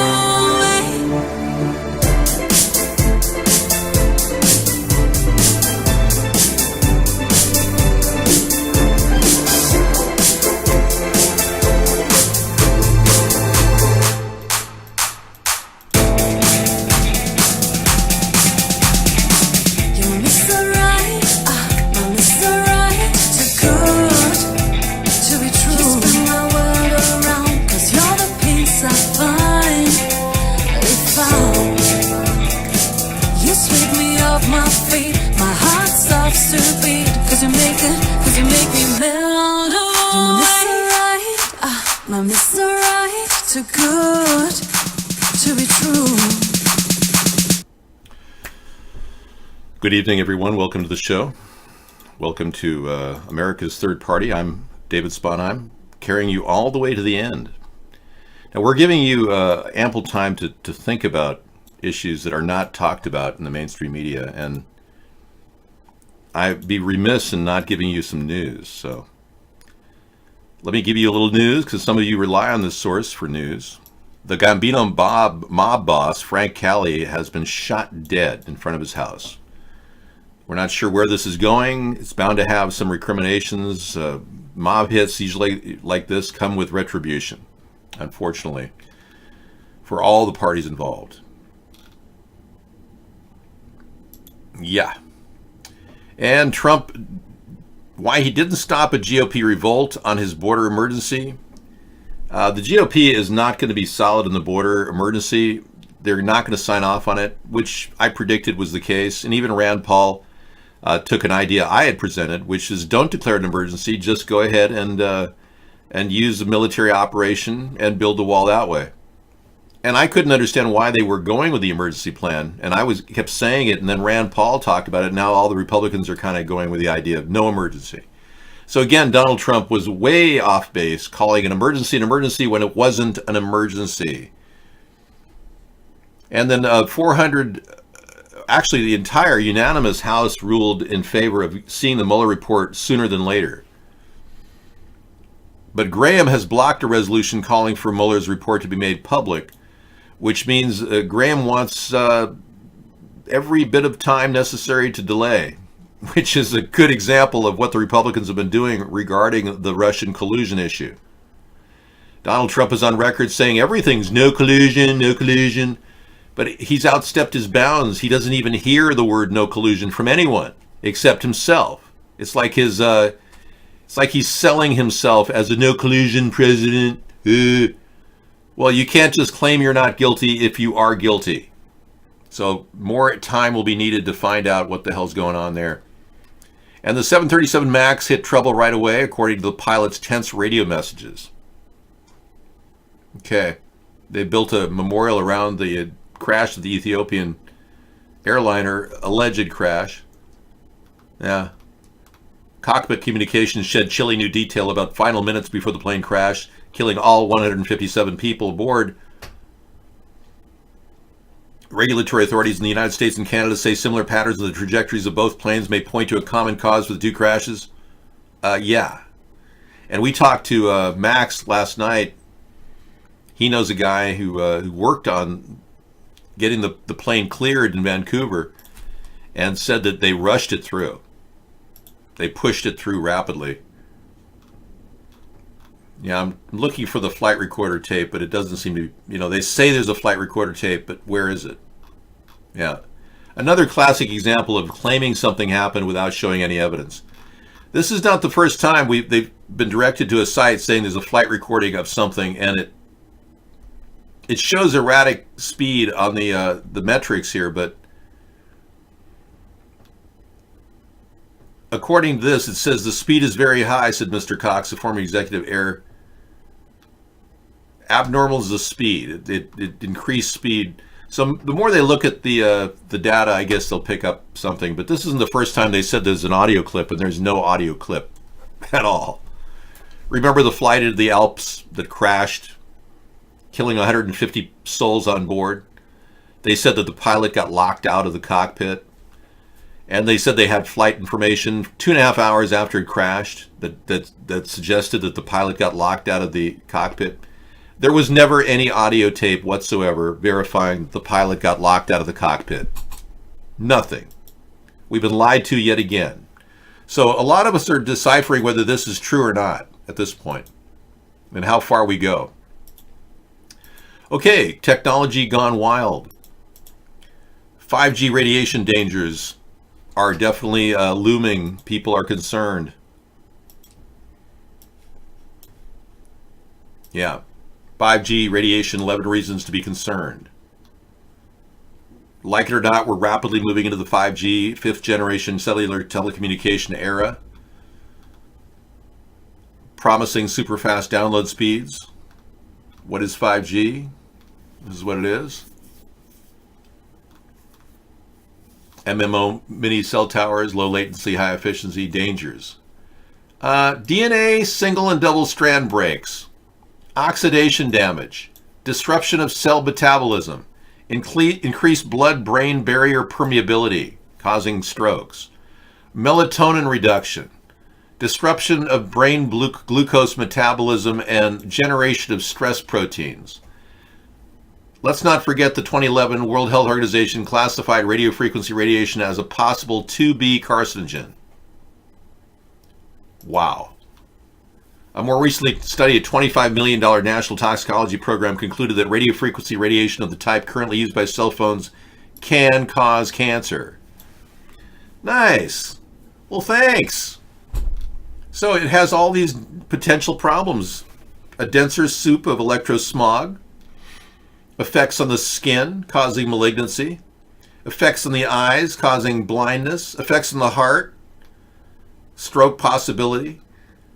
Immune system effects, effect on cell growth rates, effect on bacteria resistance, effect on plant health.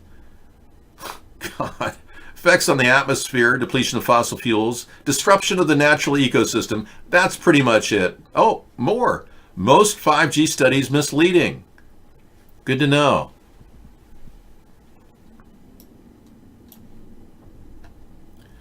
"5G will use pulsed millimeter waves to carry information, but most 5G studies are misleading because they do not pulse the waves. That is important because research on microwaves already tells us how pulsed waves have more profound biological effects on our body compared to non-pulsed waves. Previous studies, for instance, show how pulse rates of the frequencies led to gene toxicity and DNA strand breaks." Oh, wonderful. I'm so glad our country cares about us and is willing to dump 5G all over the world. Isn't this wonderful? Thank you, America. And thank you, Huawei, for pushing 5G without testing it on the Chinese people. Unbelievable. You talk about Provenius.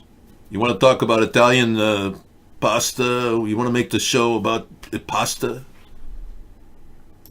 Oh, you got scammers exposed too. Kit Boga has got another technology review. Thank you, Scissorfight. Like Geek Squad. Mm-hmm. We're fairly certain that the scammer cannot actually see the large mouse. But it was. This guy's hilarious. He's got a show where he scams. He basically goes after scammers that are scamming you and exposes them. I really like that format.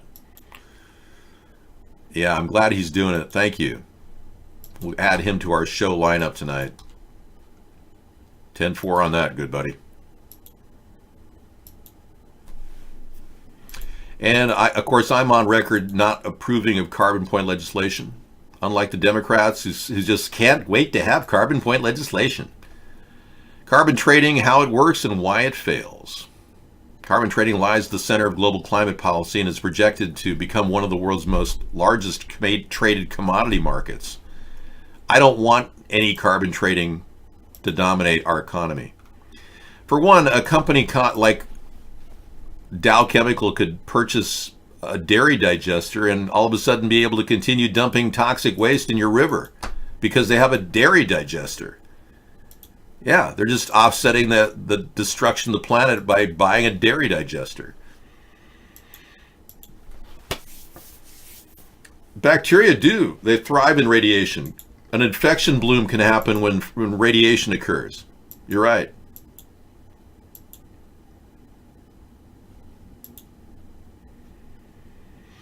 Michelle Obama tied to Social Security number belonging to Guadalupe Meneses? Really? Okay. Am I supposed to get that through a mind reading, or how do I get that link? Well, let's be clear. Let's be unclear.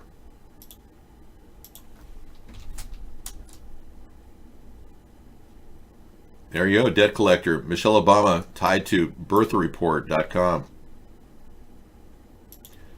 Okay, we'll look at that. I'll have that in the birth report. I don't mind bringing it in. That's a 53-minute video. That's a lot of, let's see how long it is. Yes, sir. What? So you can't buy. A woman, did you say Guadalupe or and the thugs? And they're protect. Yeah, you know, this is pretty dated. I'm going to pass on that. There's nothing, it's just 2016. Nah. Yeah, I will add it to the list, though. Thank you. Whoa, fake Geek Squad support scammers exposed. Now, another one? Really? Oh, that's the same one? Okay, great. Oh, that's a different one. Oh, that's the same one? Okay. Yeah, Geek Squad, who was implicated in working for the FBI. People found out about that through WikiLeaks or something. I think during that time period we found out that the FBI they were running operations through the Geek Squad. You're pregnant? Well, congratulations, Busy. I had no idea you were a woman. Great.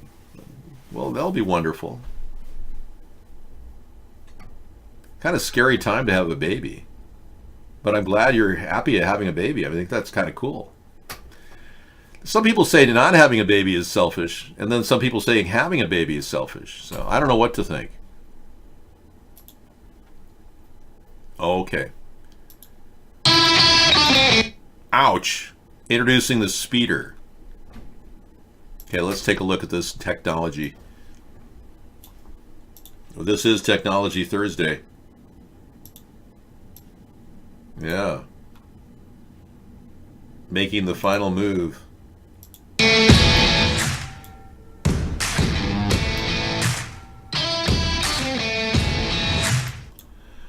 Okay, this is a jetpack that apparently a guy has developed called the Speeder. Now, I'm not playing the music because they want to monetize this, but I will take a look at this. Wow. Isn't it amazing? Whoa. Amazing technology. Look at this. Of course, this has got to be CGI, right? Yeah. Very cool, though. Yeah. I'm digging it. Yeah, I want one. I can't wait to order mine right now online at Amazon.com. The year is 2030. You're ready for a new present. Your wife said, "Hey, honey, why don't you get the Speeder? The newest travel solution for an online experience that's not virtual, that can actually fly above the skies." Impressive. Yeah, count me in. Yeah.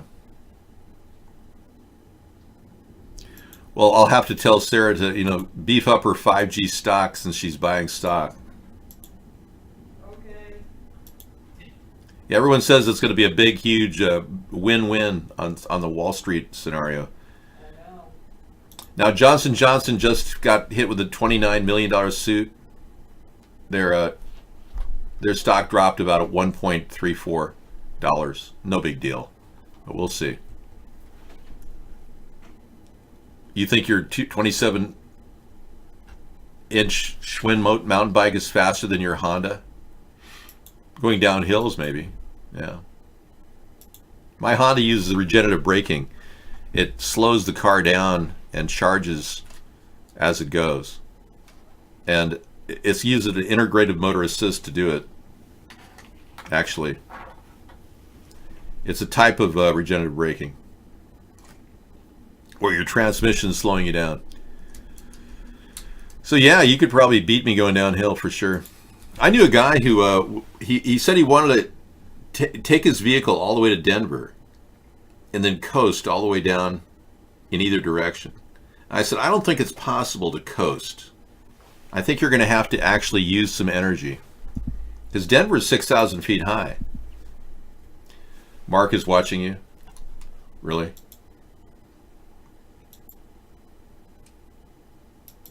You're scared? Well, tonight we've got a couple of big hits coming up at 10 o'clock. Disco Inferno. Yeah, I think Misanthropy wants to listen to Disco Inferno.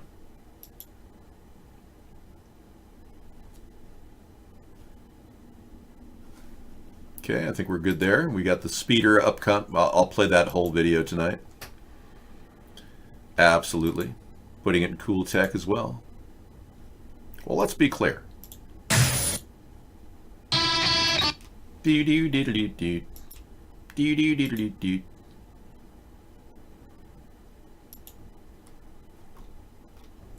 And massive flooding in Nebraska. Really bad. Hundreds evacuated, and historic flooding in Nebraska occurred. Iowa as swollen waterways threaten dams and levees. This is a classic example of climate change, as predicted.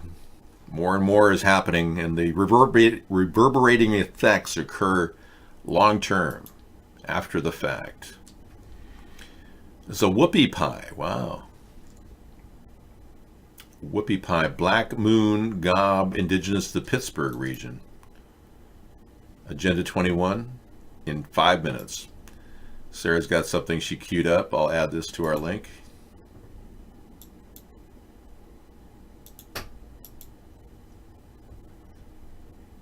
All right.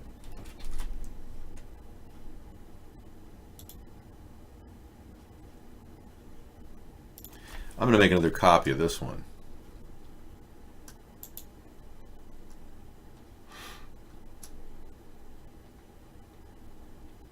Put it in chemtrails. Yeah, I really like the technology we have of playlists on YouTube, but I'm glad that 153news.net is actually effective as an alternative. Hundreds of birds have died from a 5G test in the Netherlands at The Hague. This video is about that. I guess Never Lose Truth took a night off. She could rest her voice. She does so much work, you know, it's kind of amazing. This came in earlier. A new Russian submarine can launch nukes carrying drones. It's called the Belgorod, which will carry 6 thermonuclear warheads carrying Poseidon drones. Yeah, you know, we're in a time when both Russia and the US are beefing up their intermediate nuclear force capability. Trump doesn't seem to have a problem with that because, of course, if he is a puppet for Russia, makes sense, wouldn't it? He'd be doing the same thing. Whoever is pulling Trump's strings is pretty much telling him not to pursue an intermediate nuclear force treaty, which is an interesting side note because Trump obviously is doing the bidding of somebody. We should be introducing a intermediate nuclear force treaty. We should be urging Vladimir Putin to do this right now and making him look like a warmonger. But instead, we're just stuck here in La La Land. About a minute. What? Mississippi, Alabama, Georgia, come up out of Oregon and come out of Idaho, California. I'm telling y'all, you're pushing these white folk and you're pushing them. Your long-legged Mac Daddy's pushing them and pushing them and pushing them. And they're going to get, listen, you're going to push people to the point where they're not going to take it no more. Okay. Well, that's Reverend Manning. And he said, we aren't going to take it no more. White people are not going to take it anymore. We have the ultimate battle between Jay Leno and Arnold Schwarzenegger. Coming up, 2 minutes. His Mercedes electric G-Wagon versus, yeah, check it out. Take it out. I will look at it now.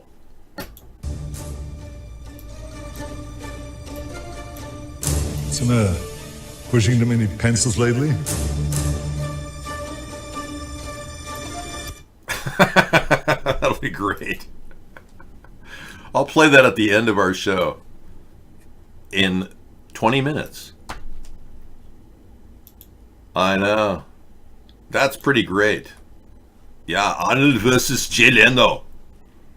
Yeah, you have to wait 20 minutes to see it. You're in the show anyway, all the time, Meta Nemesis. Every night you are here. What do you care if it's 20 minutes or 2 or 3 hours from now? We love to have you as a viewer, but we don't have to play it now. So some of you are concerned about the existence of artificial intelligence for a good reason, I might add. Yeah. Because you don't have any intelligence? Or everything's artificial? Or you don't know what I'm talking about? Well, either way, you're going to want to hear from me about artificial intelligence. I have a theory.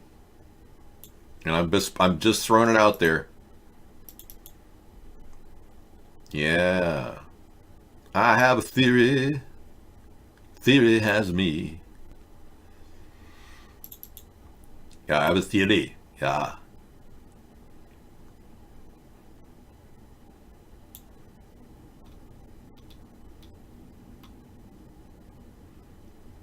Some of you are busy playing Pong. I understand it's a very engaging game, and many of you have enjoyed it, but it's not what you think it is. Pong can affect your mind and cause seizures in laboratory animals.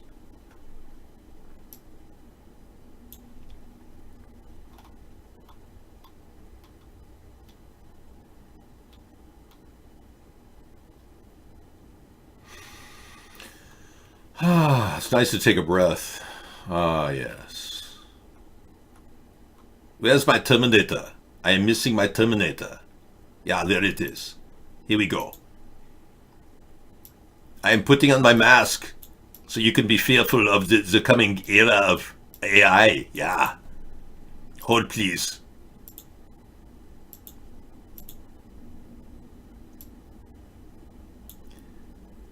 Yeah. I'm a cybernetic organism. Human flesh over a metal exoskeleton. Yeah. Go ahead and ask me a question. Will AI take over the world? No. It already has. That's the answer.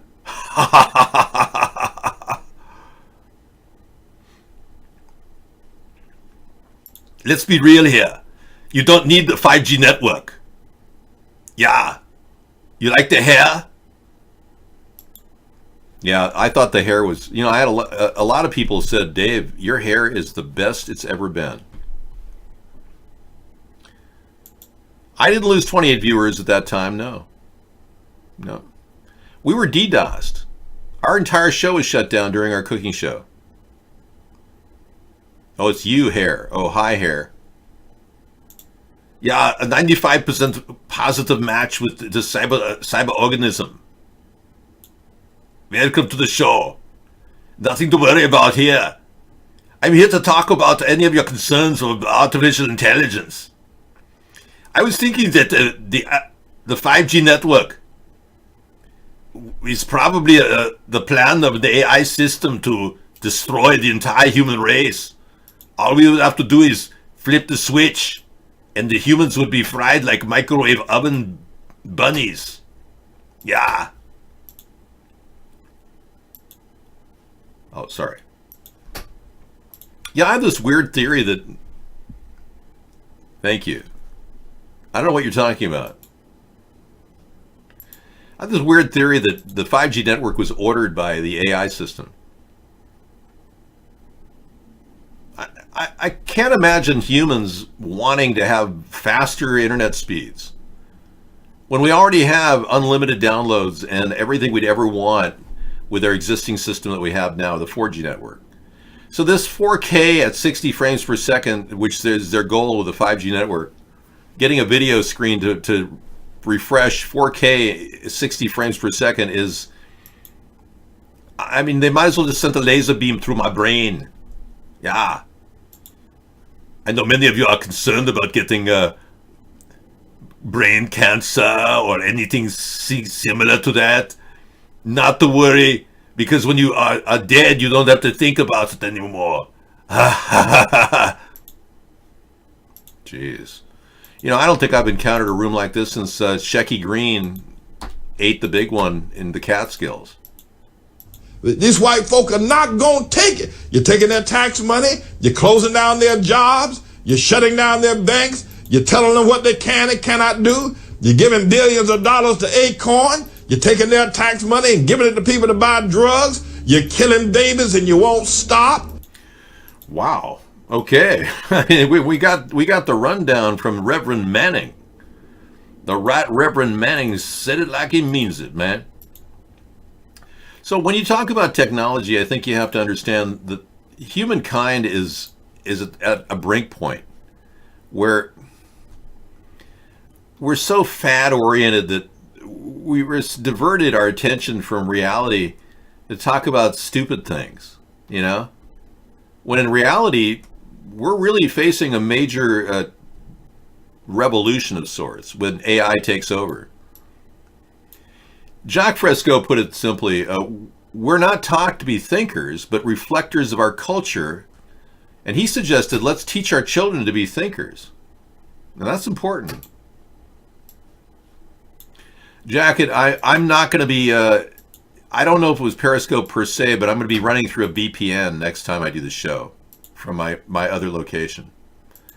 I was DDoS so hard because we think it's Periscope that I have to run that show through a VPN to shield the IP. That's a reality that many of us aren't accepting. You're telling lies and you're demoralizing our nation. You're destroying everything that has made this nation great. White folk getting ready to rise up. They don't want to take it no more, and I'm joining them. Reverend Manning is joining white folk against Barack Obama, which was a major event.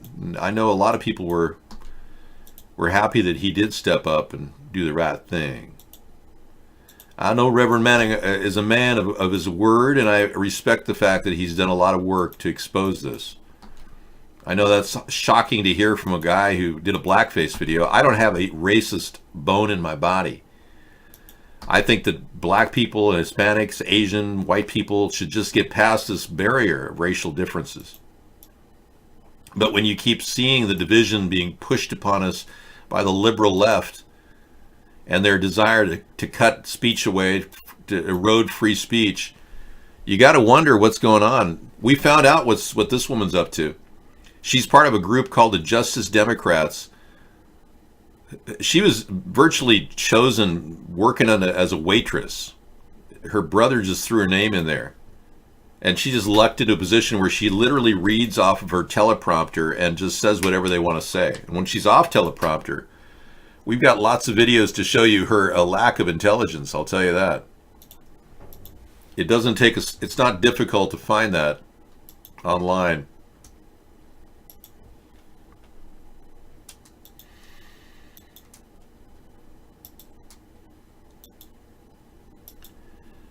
We've noticed a series of a lot of our show is dependent on new viewers, and ever since we moved to the Vaughn Network, we've noticed that we don't get a lot of new viewers, or I should say, new chatters.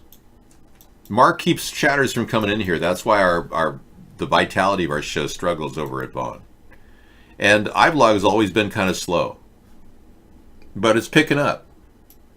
That's the nature of the chat that we have currently. But yeah, her behavior is just absolutely ridiculous. The best of Ocasio-Cortez. Medicare for All would save the American people a very large amount of money. Why aren't we incorporating the cost of all the funeral expenses of those who die because they can't afford access to health care? But when it comes to tax cuts for billionaires and when it comes to unlimited war, we seem to be able to invent that money very easily. We look at these figures and we say, oh, unemployment is low, everything is fine, right? Well, unemployment is low because everyone has 2 jobs. Capitalism has not always existed in the world, and it will not always exist in the world. I would support impeachment. We need to occupy every airport. We need to occupy every border. We need to occupy every ICE office. If we work our butts off to make sure that we take back all 3 chambers of Congress, all 3 chambers of government, the presidency, the Senate, and the House. The Washington Post recently awarded you 4 Pinocchios. Oh my goodness. For misstating some statistics about Pentagon spending. You used the term the occupation of Palestine. What did you mean by that? I think what I meant is like the settlements. Just last year, we gave the military a $700 billion budget increase, which they didn't even ask for. Okay. Yeah, unreal. She gets everything wrong. She has no knowledge of statistics, no working knowledge of government, no working knowledge of economics. She claims she has a degree from the University of Boston in economics. I seriously don't think she has a degree. She's probably one of those people that just, put their name down on Monster.com, claim they had a degree, and then got a job. Yeah, Mark is definitely keeping us from getting any chat encounters. Now, Mark is ostensibly a gatekeeper, and what he's doing is, in my opinion, not official and not legal. But he may argue with that. So, censoring our show in particular over all the others is a violation of my equal rights protection under the law, and also the fact that my free speech is being stifled. I don't have to go too far into it to explain exactly what I'm talking about. And I did feature this article today that I tweeted about Beto O'Rourke and his DWI arrest, in which he did try to flee from the scene after he literally flew past other cars going 75. He was flying past them, crossed a meridian, and ended up eating the big one. Yeah, one truck got hit pretty bad, and a witness at that location said that Beto The witness who stopped at the scene later told police that O'Rourke had tried to drive away from the scene. No, she doesn't scare me. The group behind the scrim are the Bernie people, and they're poised to take a big chunk out of American politics and send us over to the left if we don't activate as centrists. If this country continues to be torn from left to right and back and forth, the pendulum swings, this dynamic is not going to be good for our country. It pushes us left and right. We lose ground. We never get ahead. Our government can't gain traction because every administration comes at it from a different perspective and rips it apart. As opposed to taking issue by issue and not thinking like a block, we go issue by issue. We can get both the left and the right integrated, and we can come to compromise. This method we have in our two-party system is not democratic. It's proven to be completely stifling to our political structure. And we are not going to be able to advance technologically, economically, in ways that will help clean the planet, in ways that will attract other nations to our methodology of cleaning the planet. We're not going to be able to generate any great results out of the current strategy we have, which is one of liquidation. Mark is a tool. He's a gatekeeper. They pay him heavily. I understand from various sources that Mark has received $60+ million for doing what he's been doing, keeping people from getting any answers whatsoever and keeping this third party from forming. It's really wrong what he's doing. And in the eyes of all the people watching, you can determine this wrongness as you go along. I'm not going to stop until, well, technically I'm not, because I'm going to be opening up new networks and continue to try to break through. We have been censored on Periscope. I determined that tonight. Our Periscope show is almost a detriment to us because somehow they released our IP on our laptop and shut down our cooking show. I came in here and the technology showed me that this signal was going through, but the Wi-Fi was intercepted because they shut down that IP. Now that's only through one breach, and that was Periscope.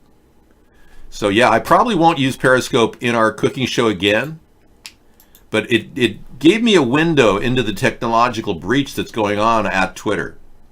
So we know we've been censored heavily at Twitter and Periscope. We know we've been censored heavily at YouTube.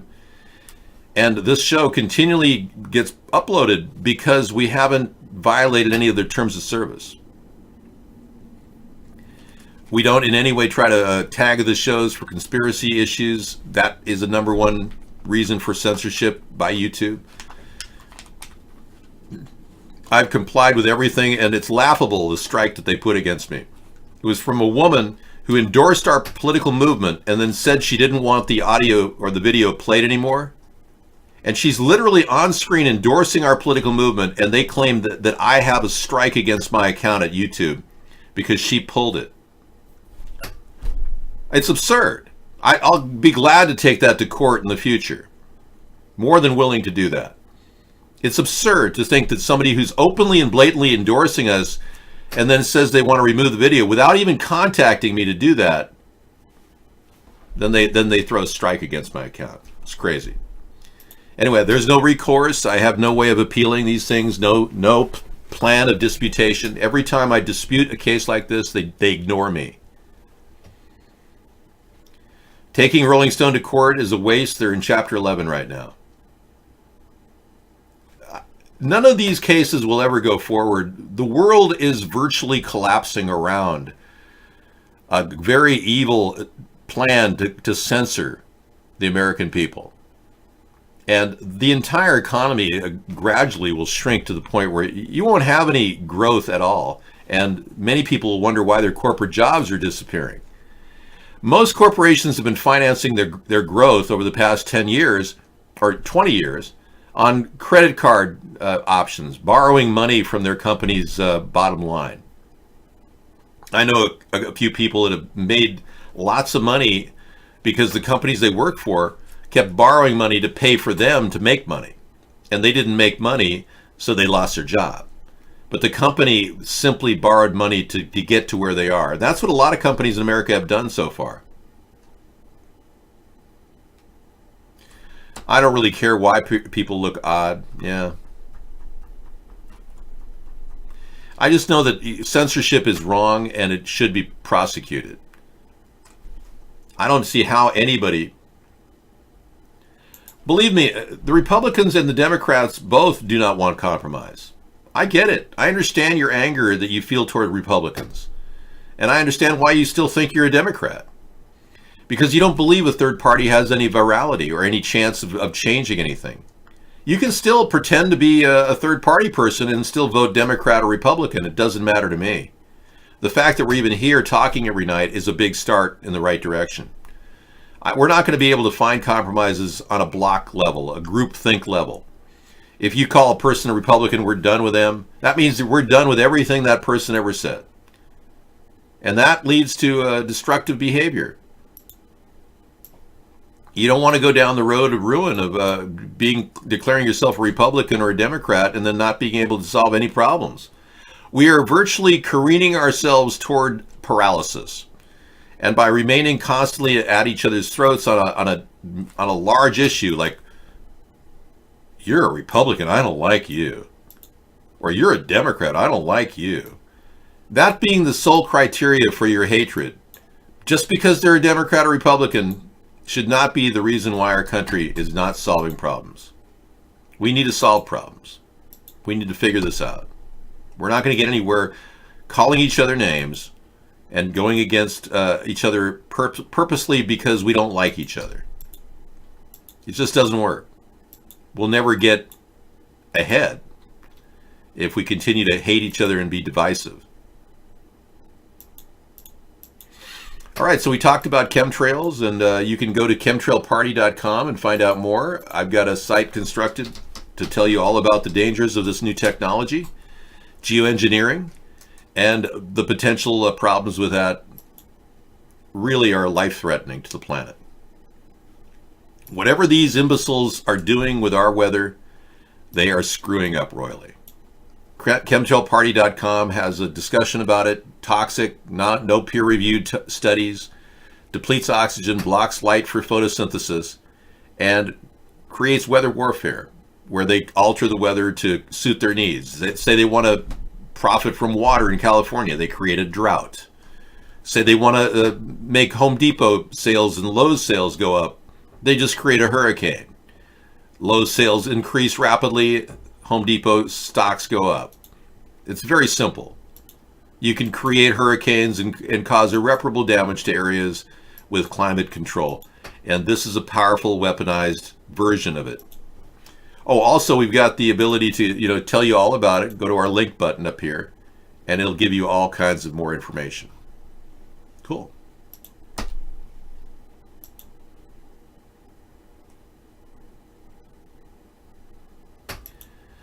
I think a lot of the Democrats have actually become kind of fed up with Nancy Pelosi, but I think they're afraid to mention it. I know, it's terrible. I think that Nancy's kind of a barrier to the Democrats really changing and getting more open. Her stubborn persnicketyness and Donald's extremely disturbing misogynistic behavior and racial overtones has created a huge divide. And this is by intention. The reason why Donald was promoted by Russian oligarchs and the Rothschilds and the Western oligarchs like Henry Kissinger is because they wanted to create a very divisive character in America to deliver the solutions that only they can solve. The problems he creates that only he can solve. This is essentially their plan. So he creates a trade war with China. Oh, we could easily win a trade war with China. He still has not made any significant progress toward China. He created anger toward North Korea. Oh, North Korea, we're going to take them out. We're going to destroy them. Now we're finding out that he believed all along that North Korea did not have nuclear weapons. That he believed somehow that Kim Jong-un was without any weapons whatsoever that could hurt us. He still believes that. The New Zealand false flag shooting crisis attack, I was earlier. We've got a couple videos about it tonight. We brought up some pretty disturbing things about it. Yeah.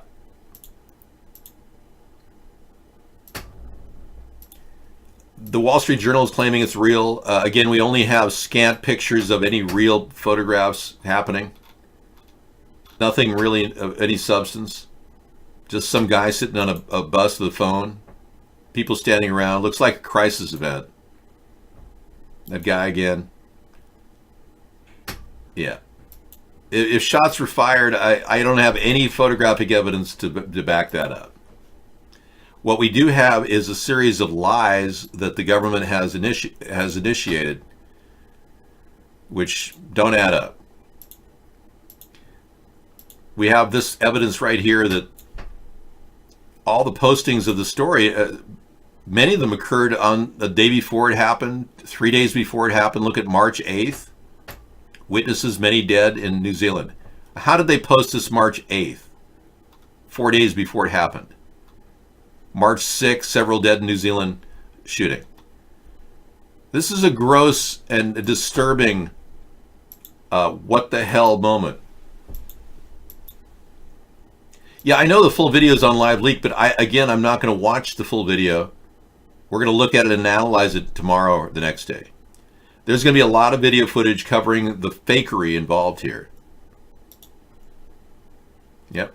We could easily go there and talk about it right now. Sure. But I'm not going to record the Live Leak video on our show. So if you want to watch it right now, we can. Okay, everybody, I'm going to sign off. I will be back tomorrow with another wonderful show starting at 5 o'clock. But I'll be back, obviously every day to do this. Except for Sundays. We take a day off. There's a manifesto posted 20 hours ago. Okay. Again, it looks a little too canned, especially with the stories popping out ahead of time. That site has been hit so many times it's not even working. Yeah, they're flooding that Live Leak hit. It won't operate. You can see it won't pop up. All right, thank you. We'll talk about it. We'll digest all this stuff later. But right now we have to focus on reality. What we can see with our own eyes. And what we have seen so far is this very greedy woman pretending to be really interested in helping the people when she just moved into a really expensive apartment somewhere. And she's really happy because everything's going her way, except she didn't account for $900,000 of money that she got in her campaign. And that's really a problem. Yeah. All right.